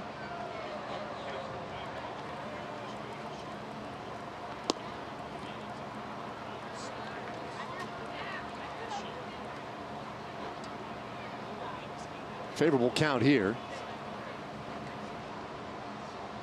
And takes high 3-1. This has been part of the story today for Clevenger. I mean, he hasn't been hurt badly. He's only allowed the 3 hits. 2 Rangers runs, both of them starting with a walk to Delino DeShields. But he's fallen behind a lot of hitters despite a high percentage of first pitch strikes. Guzman hits this ball high in the air, but it's just not going to carry for him. Naquin is there. 2 gone. So it's time for a Wells Fargo look ahead. A's coming to town tomorrow night, and that means a couple of sluggers going head to head. Chris Davis and Joey Gallo. How about those two? 64 and 65 home runs respectively over the last 2 seasons. Puts both of them in the top 5 in Major League Baseball. Similar exit velocities. And we saw Gallo hit a ball here Friday night that was absolutely unforgettable. And he's hit a few of those, right? We've seen one in Anaheim last year. He hit the one out into the concourse behind Green Hill out there last season. Hit the roof of the Hyundai Club. Yeah. Right? That one to straight center. And then what makes it interesting, I think, when distance is one thing, right? Obviously, say, well, how far did it go? But then also, at what part of the ballpark did it land? That matters as well. I mean, obviously, pulling the ball, you should be able to hit it farther. And that one that he hit the other night was pretty impressive. But when you go to dead center and have some pretty incredible distance, I get a little bit more impressed by that. Listen, anytime you can hit a ball over a building, regardless of where the building is, that's also pretty cool. But when he goes to right, he goes a little bit higher. Right? It seems like. I mean, it's just, you know, the way the ballpark is built with the high scoreboard in right field, it just makes it look so much more majestic when he hits those high home runs. Get some good background to it. Ooh, takes a strike. Full count. Walked earlier today.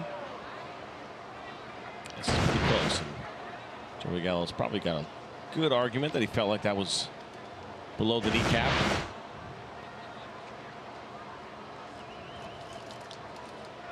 So now a full count pitch.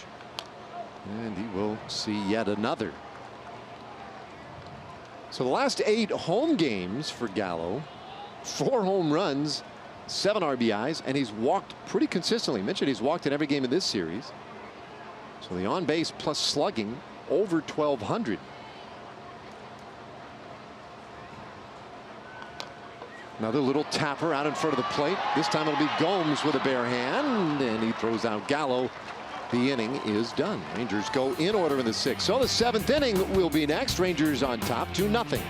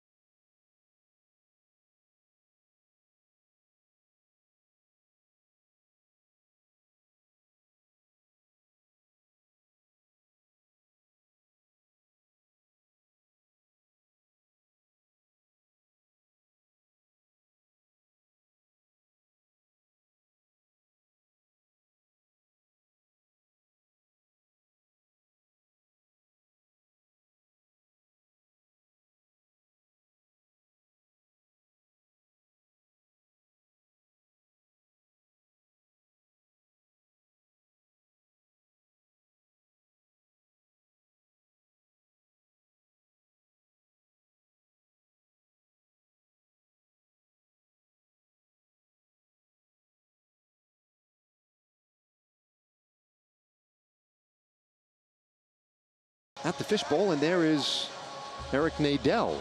Inside, what? Windows closed. That's not a Hall of Fame move. Friday, August 3rd, Rangers and Orioles, 7:05. The first 15,000 fans are going to get an Eric Nadel 40th anniversary microphone, courtesy of Dr. Pepper and Kroger.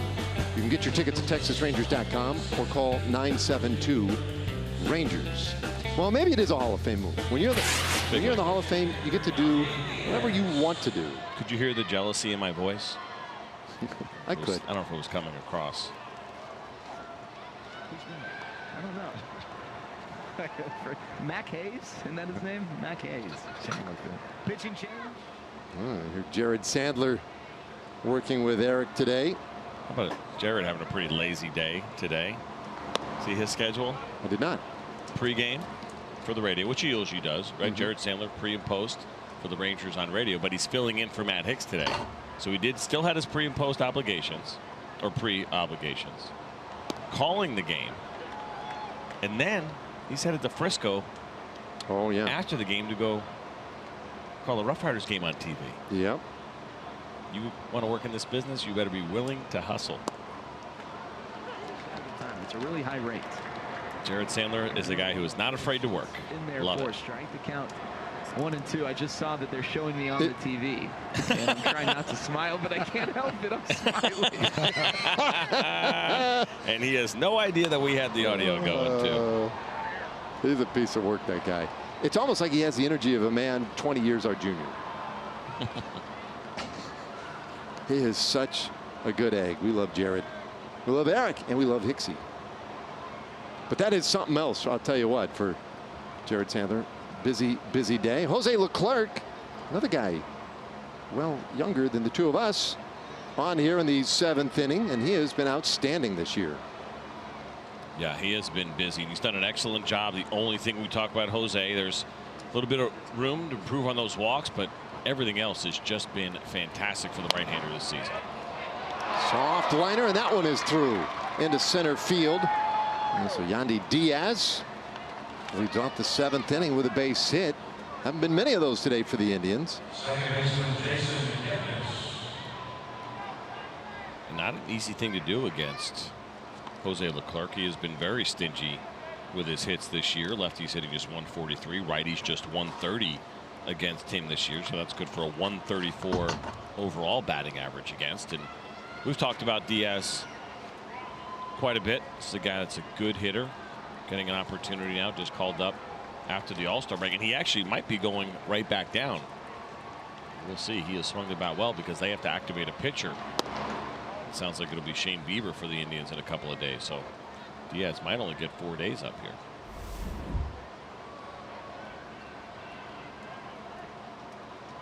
Kipnis today, 0 for 1, lined into a double play out to right field. He's also walked. He gets ahead 2-0. So 7th inning in a 2-0 game. Rangers really have played a solid game all the way around so far this afternoon, but not a lot of breathing room. Gallardo's 6 innings. Very good.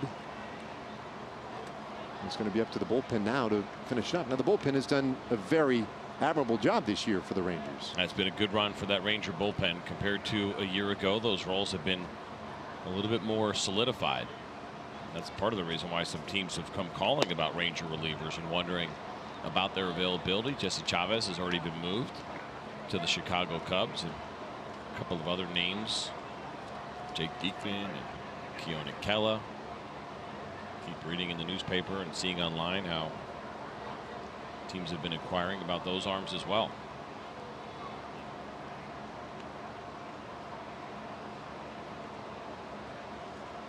JD's been pretty open about all of it. Daniel's saying that nobody is off limits right now. Everything in play.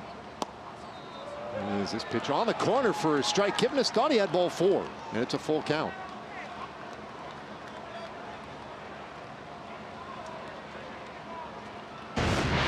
Take a look at this pitch here from Jose Leclerc, and it did appear to be on the corner, maybe slightly off. Good job by Isaiah Kiner-Falefa to give the home plate umpire DJ Rayburn a good look at that pitch.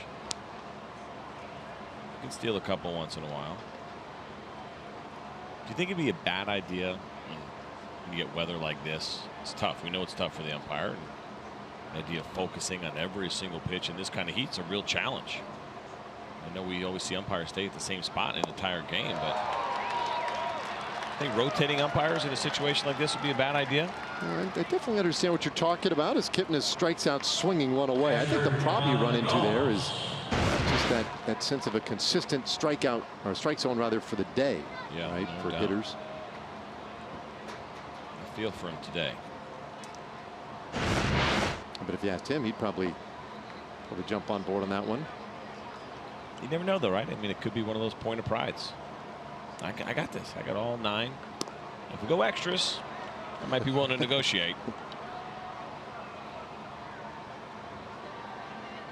You know, he focused on hydrating last night and today. And in between innings, they do a good job of running some waters out to the guys. Make sure they keep plenty of liquids in them. But those long innings for pitchers, those were long innings for the umpires, too. They're looking for pitches to call strikes. That's part of it as well, is right, keeping the integrity of the strike zone on a day like today when you wouldn't mind that break. Do you think they carb load in that situation too? Night before? Those days over? Is that like, I don't know. That's training from the 80s? Yeah. Big bowl of pasta. Foul ball down the right field line, ends up in the stands. Yeah, I don't know. I mean, I think they still do that for marathons, right? I mean, long distance runners and whatnot do that. I saw that the other day. In fact, we might even catch some of the Indians doing it today. Every once in a while in their dugout, you'll see somebody with a Pedialyte popsicle. Oh, really? Yeah. Staying cool and then replenishing some of the fluids and electrolytes with those Pedialyte popsicles. Lindor had one yesterday. Or you can actually buy, like they make Pedialyte makes popsicles. Yeah, I remember using them with the kids sometimes when they had fevers and stuff and were sick. Yeah, it's a good way to get them, some liquids. But so some of the guys, yesterday Lindor was down in the dugout with him. I think even Francona had one yesterday.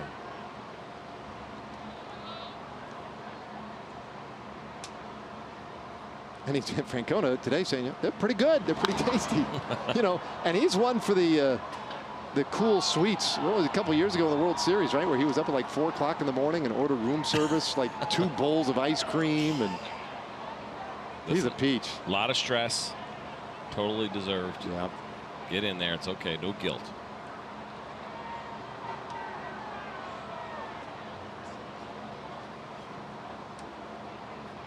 No balls, 2 strikes.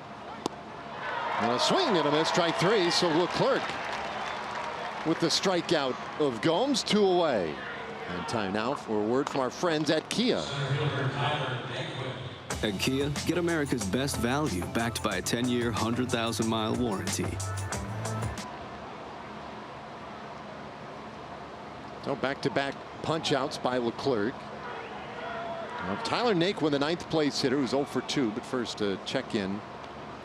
Yandy Diaz over there at first base. It's got me thinking a little bit. A lot of talk last couple of years about sleep patterns of athletes, right? A lot of sleep studies and teams trying to adjust accordingly, and some of the newer clubhouses having nap rooms and everything like that. Kind of neat. What about for managers? The idea of studying a manager's sleep pattern, the stress that comes along with that job. How many times managers tell you, right, I was up all night thinking about what different plays or moves I would have made, or how I would have adjusted maybe the lineup or a shift, or who I would have used, what reliever. A lot of sleepless nights for big league managers.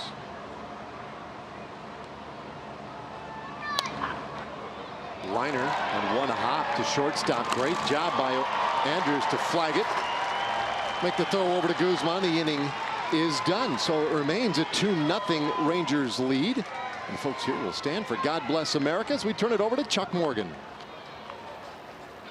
Your attention, please, ladies and gentlemen.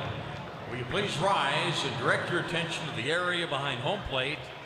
Welcome back, John Little. In honor of all the veterans who have served our country and the servicemen and women who are currently stationed at home and around the world, John Little will now perform God Bless America. God bless America, land and stand beside her and guide her through the night with the light from above, from the mountains to the prairies, to the oceans, white with foam. God bless America, my home, sweet home. God bless America, my home, sweet home.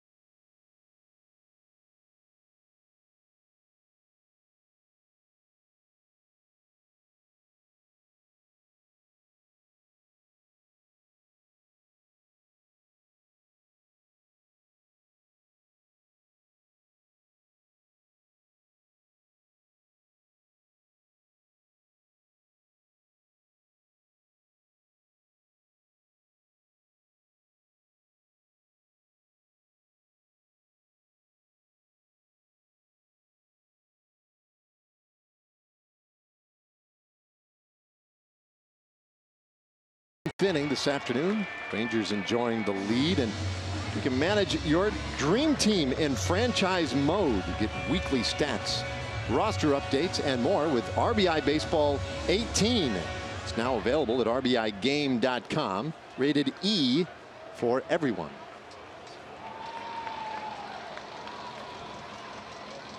Okay, bottom of the 7th. Clevenger out for a little more work here. Look at the bottom third of the Rangers order in the 7th inning. And he misses inside to Isaiah Kiner-Falefa.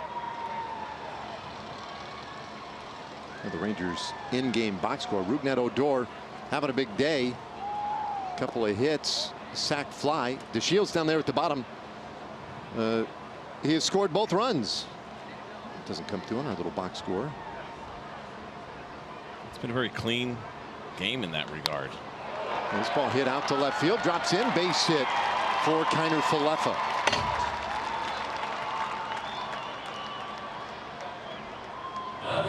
Tried to come in, looked like Isaiah was ready for it. Yeah, he's really good at putting the ball in play. He's been pretty good against high velocities this year. And there's a good look. It's a 4-seam fastball grip, and it even rides up and in a little bit. But watch Isaiah pull the hands in, keep that back elbow, his right elbow close to his body. That allows him to be able to get to that pitch, get the barrel to it, and not just get the bat on it. That's the difference. It's one thing you get the bat to it, and you get the barrel to that pitch as it's barreling in on your hands a little bit, and he did. Willie Calhoun takes off the plate for a ball. Calhoun has popped up and flied out today, 0 for 2. So now 2 for 12. It's being called up here at the All-Star break. Does have an RBI. Top prospect in the Rangers organization, according to Baseball America. Acquired from the Dodgers in the trade last year when Yu Darvish was sent to LA right near the trade deadline. And he got his cup of coffee last year. Some 13 starts for the Rangers. was playing well at AAA Round Rock. Lifts this one in the air to center field. Naquin circling underneath it. One away. All right, let's take another Chevy game break. Say hello again to Leslie McCaslin.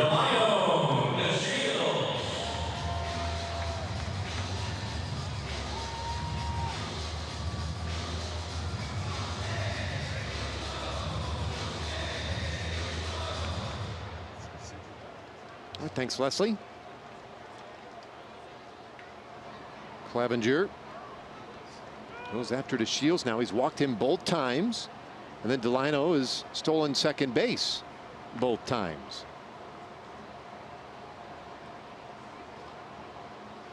And DeShields showing bunt, and Ramirez was ready for it down at third base. He was up on the edge of the grass. Be interesting to see which way Delino would want to go. More often than not, we do see him bunt to the left side. And Clevenger's a pretty good athlete. We saw him make an almost incredible play earlier on a ball that was hit back near the pitcher's mound. He had to go to his right, but I wonder about a push bunt almost to the right side. If that'd be a good place for Delino to try to go. Takes a strike, 1-1.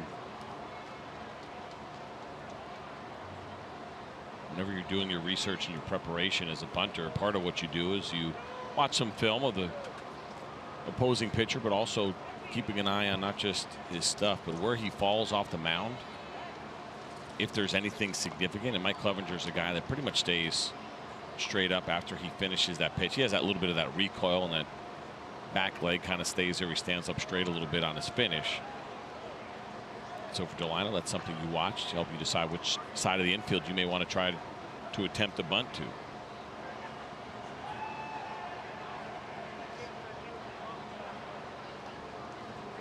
One and two the count. Bunt no longer in play, and so Ramirez backs up at third base, and that pitch is down low. 2-2.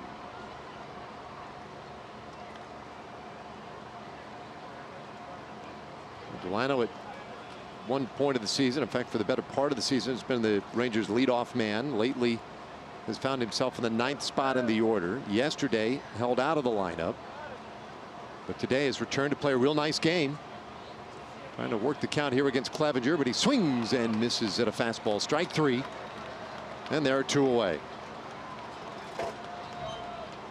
Well, we check in with Emily Jones. Well, in talking to Shin-Soo Choo about some of the young guys that have come up and how they kind of enlist his help, he targeted Isaiah Kiner-Falefa and said that he's one of the favorite guys he's had ever in his career to talk to because he asks such good questions, and he's always very sincere in the things that he asks and seems genuinely interested in learning and hearing what Shin-Soo Choo has to say. It's interesting to see Izzy go around the clubhouse and kind of make his way around quietly, but trying to soak up as much knowledge as he can from as many different players as he can.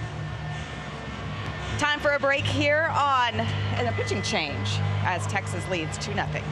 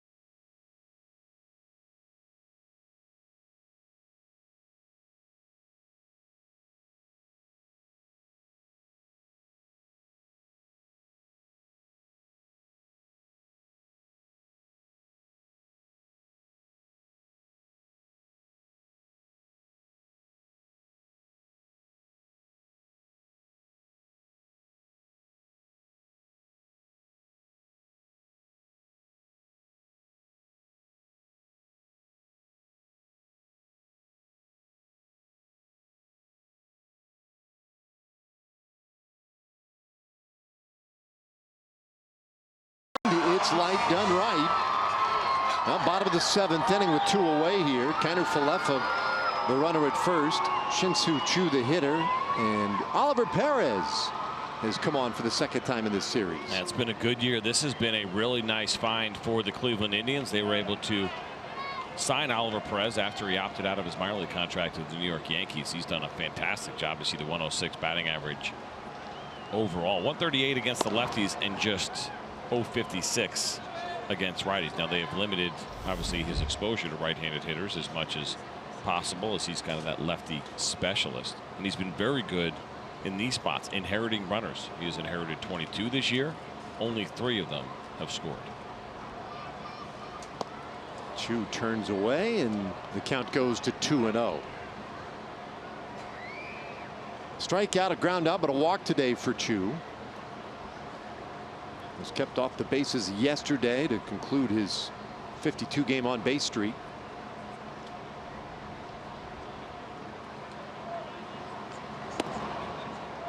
Takes a strike here, 2-1. Rangers trying to avoid a sweep this afternoon. This is the 100th game of the season for the Rangers.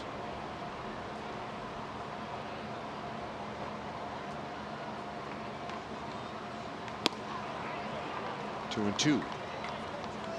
Well, speaking of the century mark and little statistical notes.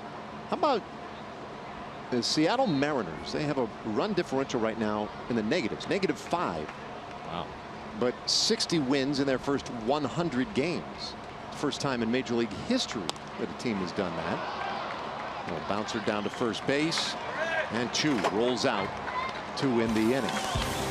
Well, we go to the 8th inning this afternoon, and the Rangers holding on to a 2-0 lead.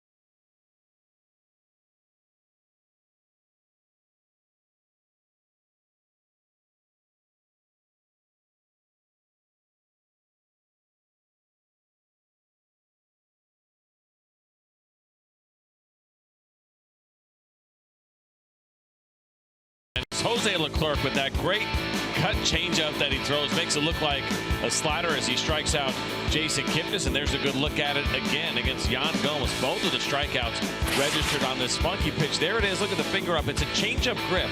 And what you're going to see Jose Leclerc do with that pitch, and he does it so well, is he essentially throws it like a football. You see how his fingers get on the side. It has a little bit of that slider spin to it. And it's so interesting because the algorithms will tell you it's a slider.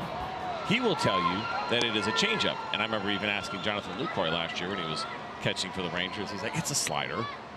But because he doesn't change his grip from his regular standard changeup, he says it's a changeup. Very interesting. I don't see too many guys that can throw a slider and a changeup from the changeup grip. I'm not sure I've ever seen it, actually. So I've sort of changed my position on that whole thing, right? It used to be that I felt like, hey, the guy says it is what it is, then whatever. That's what it is. If he calls it his change up, cut change up, then that's what it is. But anymore, I'm more inclined to say, like, well, it's a slider. Yeah. Everybody's slider is different. People, right. there are a million different slider grips. just because you hold it a different way or call it a different name doesn't mean it's not a slider. Fly ball out to left center field, and that one gets down. Hangs up against the fence. And it's a leadoff double in this 8th inning for Francisco Lindor.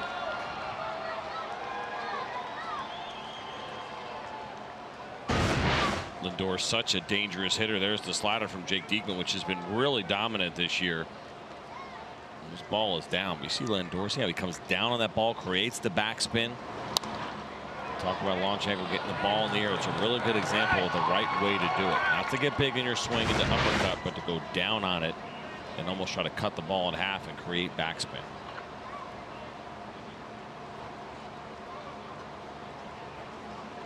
So the lead man aboard and in scoring position here against Diekman. That was first pitch to Brantley inside. Now a new right fielder for the Rangers. Ryan Rua has come in. Gallo out of the game with a left ankle sprain. Aggravated his ankle early on in the 2nd inning. But just now comes out of the game. That one inside, 2-0. Did we see where he aggravated it? Did he do anything? Do you remember any incident? I don't remember anything. I don't remember noticing it at the time, no. It was on that double play, I think. No, pardon me. Oh, it was the last at bat he had in the 6th inning. Okay. Hopefully nothing significant for Joey Gallo. You're just talking about second half, how much better he's been swinging the bat, what he's done at home here lately. Like he was getting ready to kind of turn the corner, maybe go on a pretty good run. There's a strike, even things up at 2-2 on Brantley, who today 1 for 3 with a double back of the 1st inning. And he's been held to just 5 hits. It shouldn't be shocking. I mean, they used all their hits yesterday, 21 of them. A little bit tight, full count. Can't expect to get 21 hits a night. It's another one of those good examples of where your setup man probably has the bigger challenge and potentially your closer. And so Jake Diekman comes in here in the 8th inning. He's got Lindor, Brantley, Ramirez, and maybe Alonso. Ground ball, second base. Lindor throws out Brantley, but Lindor makes it over to third base. Let's take a look at that play in the 6th inning with Gallo. Watch him when he hits the bag.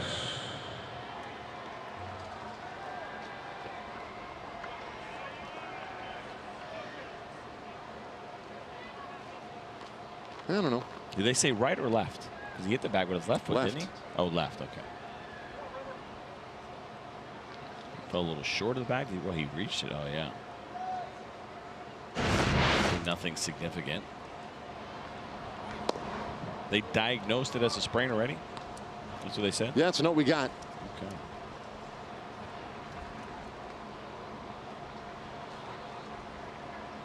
So man at third, 1 away, and Jose Ramirez takes a fastball for a strike. It's 1-1. Ramirez, a couple of walks today. No hits yet. The average at 304 for him. Would you agree this could be the biggest at bat of the game right here? Mm-hmm. Yeah.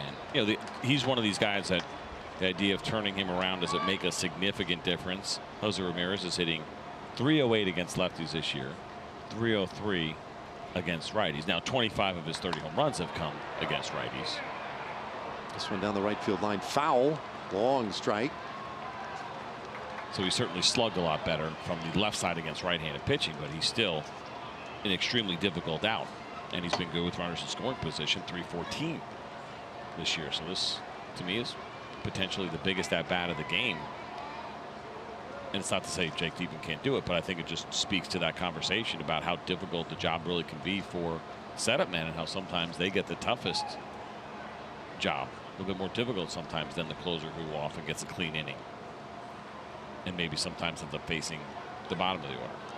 Oh, that one came in and got Ramirez, so puts him on now. And Diekman, not real pleased about that, but runners on the corners, and you can hear Jeff Bannister asking DJ Rayburn, "You sure?" Well, he wants to know if he swung at it. Can they get a check on it? We'll take a look. It's that late slider, and they may have an argument there. Yeah. Let's take a look at this from the side. Did he offer at this pitch? Really close, but probably close not. Yeah, and I think it's even harder to make that call when a guy ends up getting hit by the pitch. Just because you don't see it as well, a lot of times you react. You're watching, you see a guy gets hit, and you're not thinking nearly as much about whether or not he actually swung at that pitch. But certainly worth inquiring about. 53rd hit batter this year by this Rangers staff. So the tying runs are on base in this 8th inning. Big at bat here for Jake Diekman. We've talked a lot about Alonso and how he hits the ball in the air, so he's a tougher guy to get to double up, and there's an uncomfortable swing on the slider. So if Diekman can stay away from him and off the plate, if there's contact on the ground, that's probably going to be his best chance. But ideally, you find a way to get the swing and the miss and the strikeout here to finish Alonso off. Popped up on the infield left side. Andrews puts it away. 2 gone. That's a big out. Weak contact from Diekman. Does an excellent job right there in that spot. So 1 more big out to go here. You got a switch hitter. It's so interesting with this lineup. As much as they're interested in trying to find themselves a right-handed outfielder, it seems like that's the one piece they might be missing right now here in Cleveland offensively. That can make it pretty tricky when you go switch left, switch left, switch 1 through 5. Now Melky Cabrera is not playing every day for this club, but the way that the lineup is set up today, that's pretty tricky with the lefty-righty switch hitter deal they got going at the top. You know, in a lot of ways, I feel like this is the at-bat that Francona is talking about when they talk about the reasons that they wanted to go re-sign Melky Cabrera. Late in the game, super high leverage spot, and you've got a veteran who can give you a real competitive at bat. And the count 2-0. That might mean coming up with a big hit. It might just mean extending the inning and forcing a move by the other team's manager. But Cabrera, 33 years old, and he has been around the block. Takes inside, 3 balls and no strikes. Diekman in a spot here now. This will be his 20th pitch of the inning, and Yandy Diaz waiting in the on-deck circle, a right-handed hitter. And he's loaded him up, so Cabrera draws the 4-pitch walk.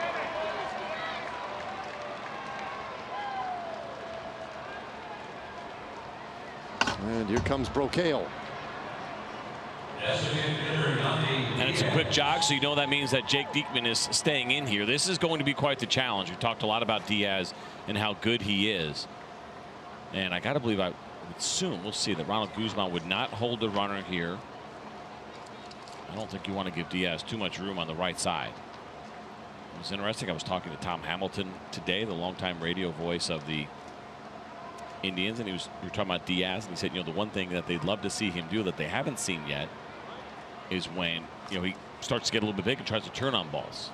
You know, I say bigger with a swing. He's not going to get much bigger. This dude's jacked, but you know what I mean. Bigger swing and trying to drive the ball out to left field. But I'll tell you right now, here's a perfect example of where he fits in this lineup really well and the kind of at bat that he could potentially give you. Ronald Guzman is indeed not holding the runner around with the bases loaded. And Diaz up.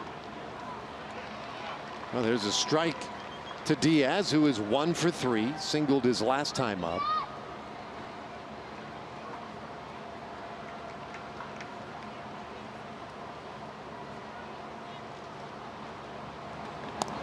Ooh, swing and a miss. Did not look good on that swing, and it's 0-2. So they're loaded up. Lindor at third base. Ramirez hit by a pitch at second. And Melky Cabrera after the walk, the man at first. 0-2. And nothing close that time for Diaz. Gotta believe we'll see that slider again after Jake Diekman made Diaz look pretty bad on it. That pitch, when he throws it more often than not down below the zone, especially down and in. That one, they tried the back door.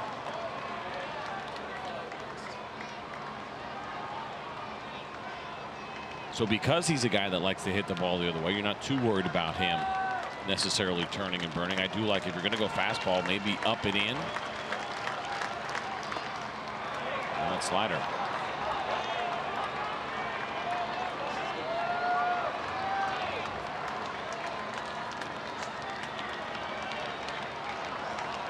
Full count, bases loaded, 2 away. Bit of a fire drill here. Everybody will be on the move. 2-0 our score in the 8th. Here they go. And a swing and a miss. Strike 3, but the ball gets away. Kiner Falefa with a throw to first, and the inning is done. Well, some excitement for Jake Diekman and Isaiah Kiner Falefa, but they forced the Indians into leaving the bases loaded. To the last of the 8th, Rangers lead at 2-0.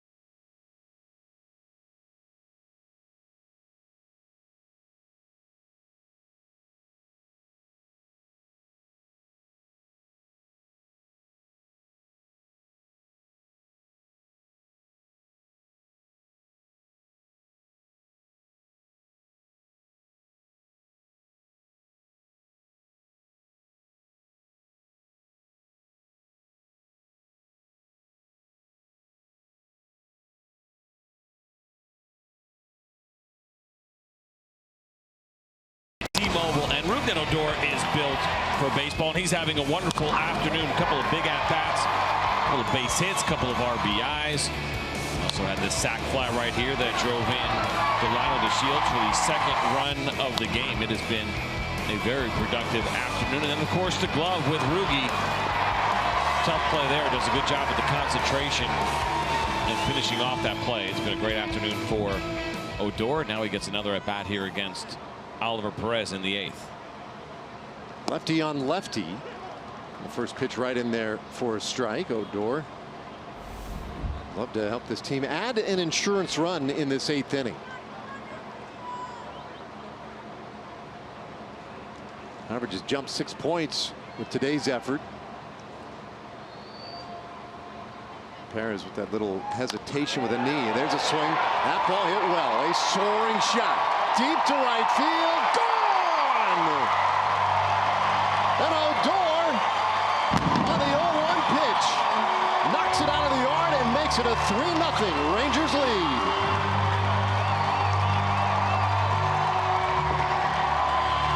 That's been a one-man show here this afternoon with Ruben Odor. And it is a beautiful thing watching it all come together for the Rangers second baseman and what he has done now over these last couple of months. Now he knocks Oliver Perez out of this game and gives the Rangers that insurance run that they were looking for.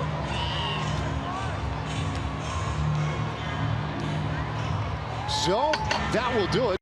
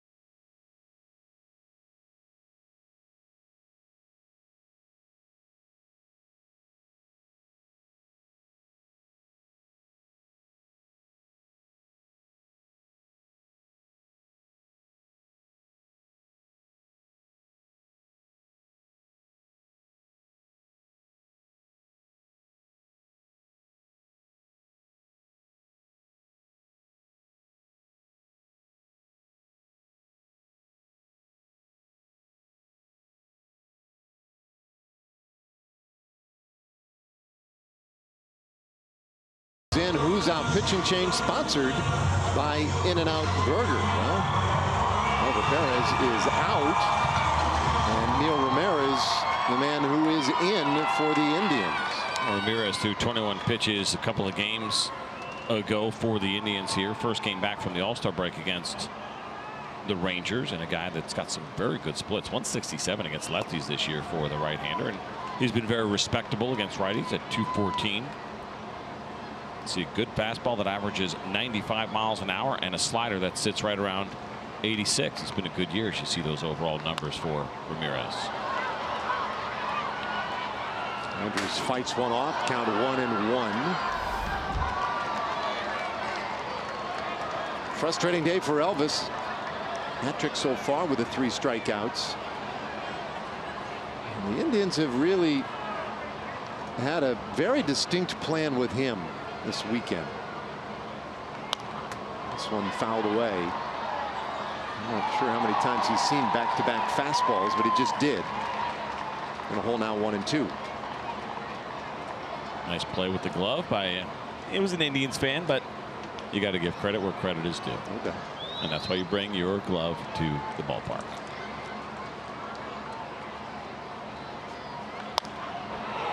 No ball, just foul.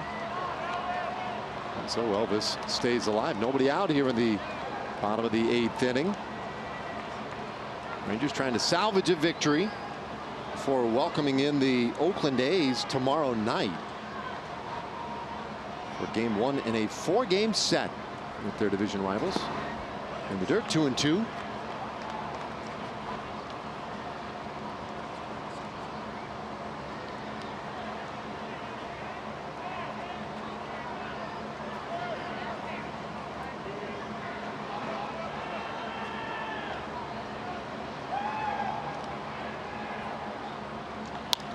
Breaking ball grounded in the hole short. Lindor trying to throw out his opposite number.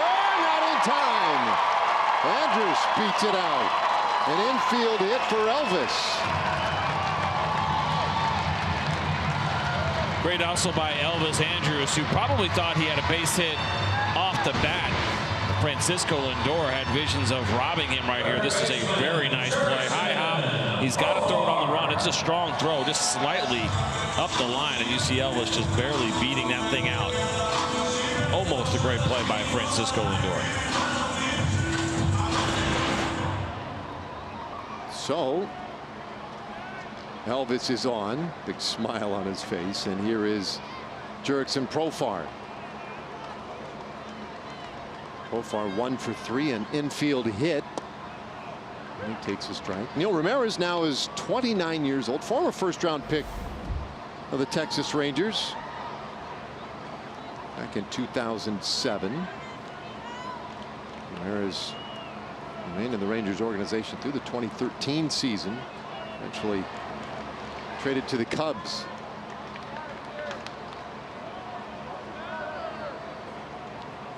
He's made his way around to stop with the Mets, the Giants, Twins, and Brewers along the way, so well traveled.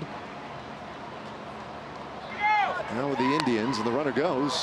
Profar fouls it away, the count 0-2.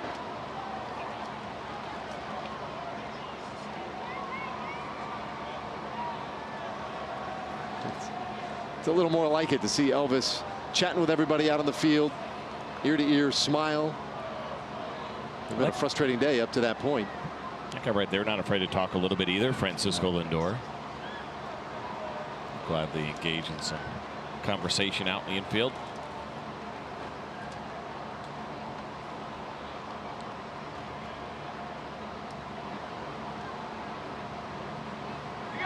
Oh, 2 again. Andrews running again. The pitch out, the throw not in time. Elvis with his 4th stolen base.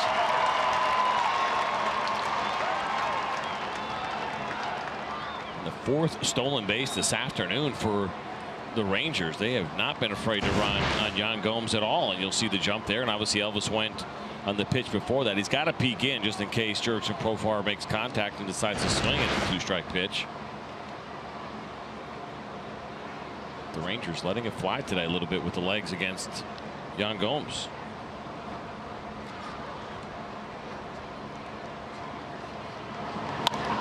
Ground ball, first base side. Alonso will take it to the bag. One away, but Elvis now just 90 feet away. First baseman, Ronald Guzman. We hadn't gotten to it yet because so much has been going on. Here's the home run from Rougned Odor. Oliver Perez goes to the breaking ball, but he gets under it a little bit. You can see it there, the arm angle, and good look at the pitch grip, and that thing sat right in the middle. Rugi doing a little leaning back on that home run.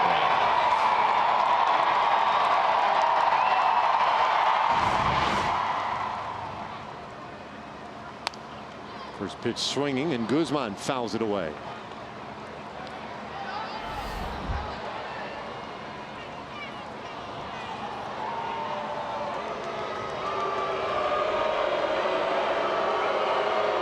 CJ leaning out of the booth. That is not the reaction I expected.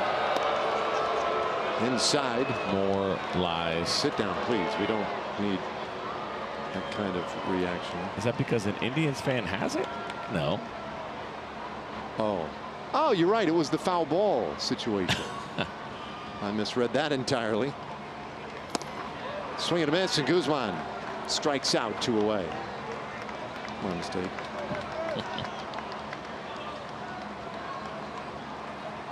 Hey, Sunday, August 5th, Orioles in their one trip through town. It'll be a 2:05 game.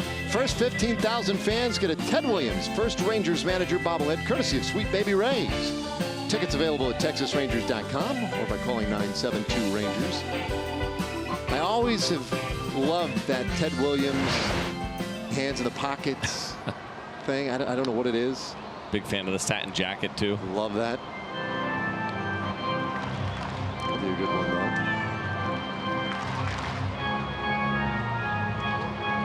Arua, who came in for Gallo defensively last inning, and Gallo, we're told, left with a sprained left ankle. First at bat of the day for Arua, and he hits this ball hard out to left field. Is it high enough? It is! Off the top of the fence into the seats, and it's a 2-run homer for Ryan Rule. Rangers lead 5-0. So technically not a pinch hit home run, but it might as well be a pinch hit home run for Rule, who entered that game, as you mentioned, for Joey Gallo. Always a difficult thing to do. You get near the end of the game, you haven't had any at-bats. You want to be in the flow, but Ryan Rule has got no problem on this off-speed pitch that just hung right in the middle. Good look at the slider grip. Didn't do a lot, and he drills it out of here, giving the Rangers now a 5-0 lead. So a 3-run explosion here in the 8th inning, and now Isaiah Kiner-Falefa.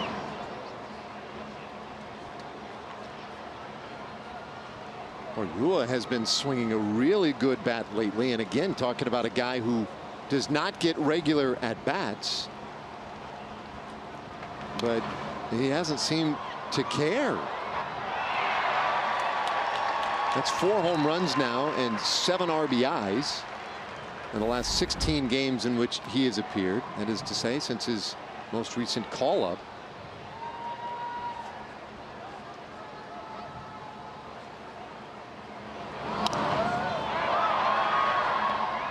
One and 2 on Kiner-Falefa. So with those extra runs, Keone Kela takes a seat in that bullpen, and Corey Guerin appears to be the guy who will get the opportunity in the 9th inning.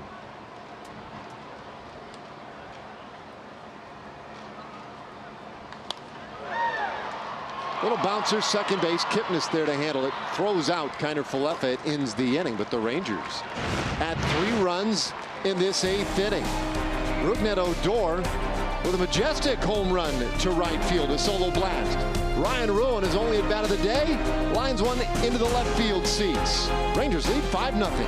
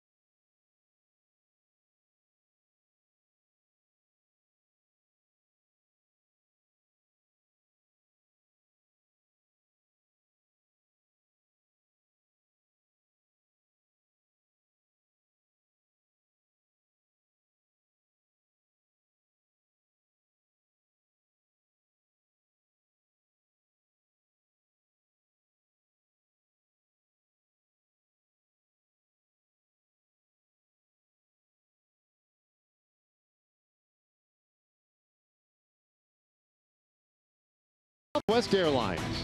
Low fares, no hidden fees. That's transparency. By Ford. Visit your local Texas Ford dealer during the Ford Summer Sales Event. Ford is the best in Texas. And by Shiner Light Blonde. It's light done right.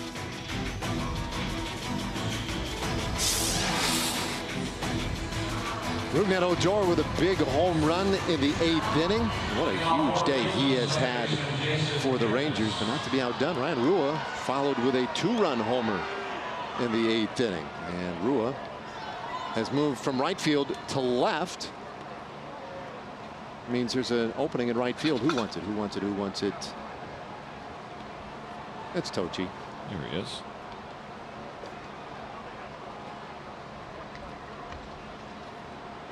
So a little defensive addition here in the 9th inning. Bottom of the order, Corey Guerin puts one on the corner for a strike to Kipnis. Corey, of course, recently acquired from the San Francisco Giants. There's the pitch arsenal. 49% on the 2-seam fastball. The sinker averages 92. You'll see a slider every once in a while. 1 out of every 10. He'll throw that changeup. Kipnis 0 for 2 with a walk. He lined into a double play in the 4th inning, struck out in the 7th, but that was against Jose Leclerc.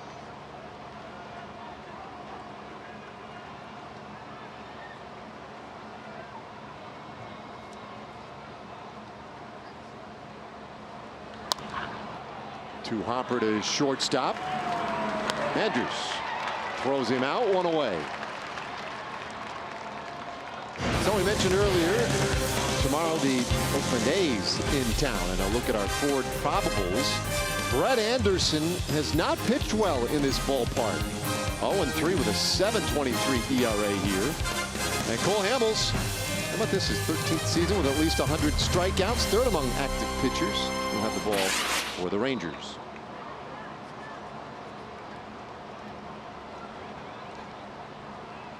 Oakland has become a very interesting team. They have. They've hung in there. They've been impressive. You just mentioned it. A team that is buying at the deadline. At least they have so far. Jury's Familia. A pretty formidable bullpen. They're going to try to make things interesting in the wild card.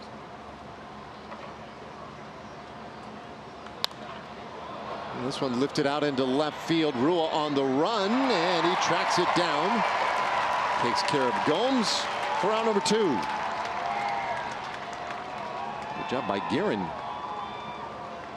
Nice play by Ryan Rua, too. He did a good job closing on that ball.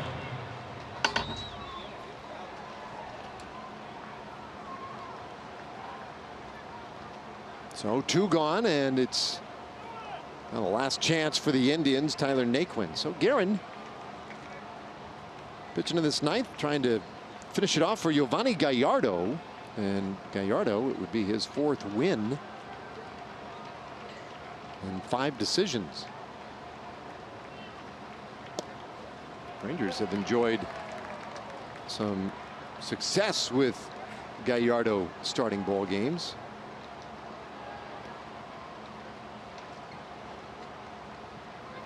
So if the Rangers hold on, that'd be what, 5-1 in his 6 starts? Is that right? We talked about his 4-1, right? Yep, maybe. Well, bouncer high hop, but Andrews is there. It's a 1-2-3 9th inning for Guerin. Nicely done. And indeed, the Rangers are 5-1 now, and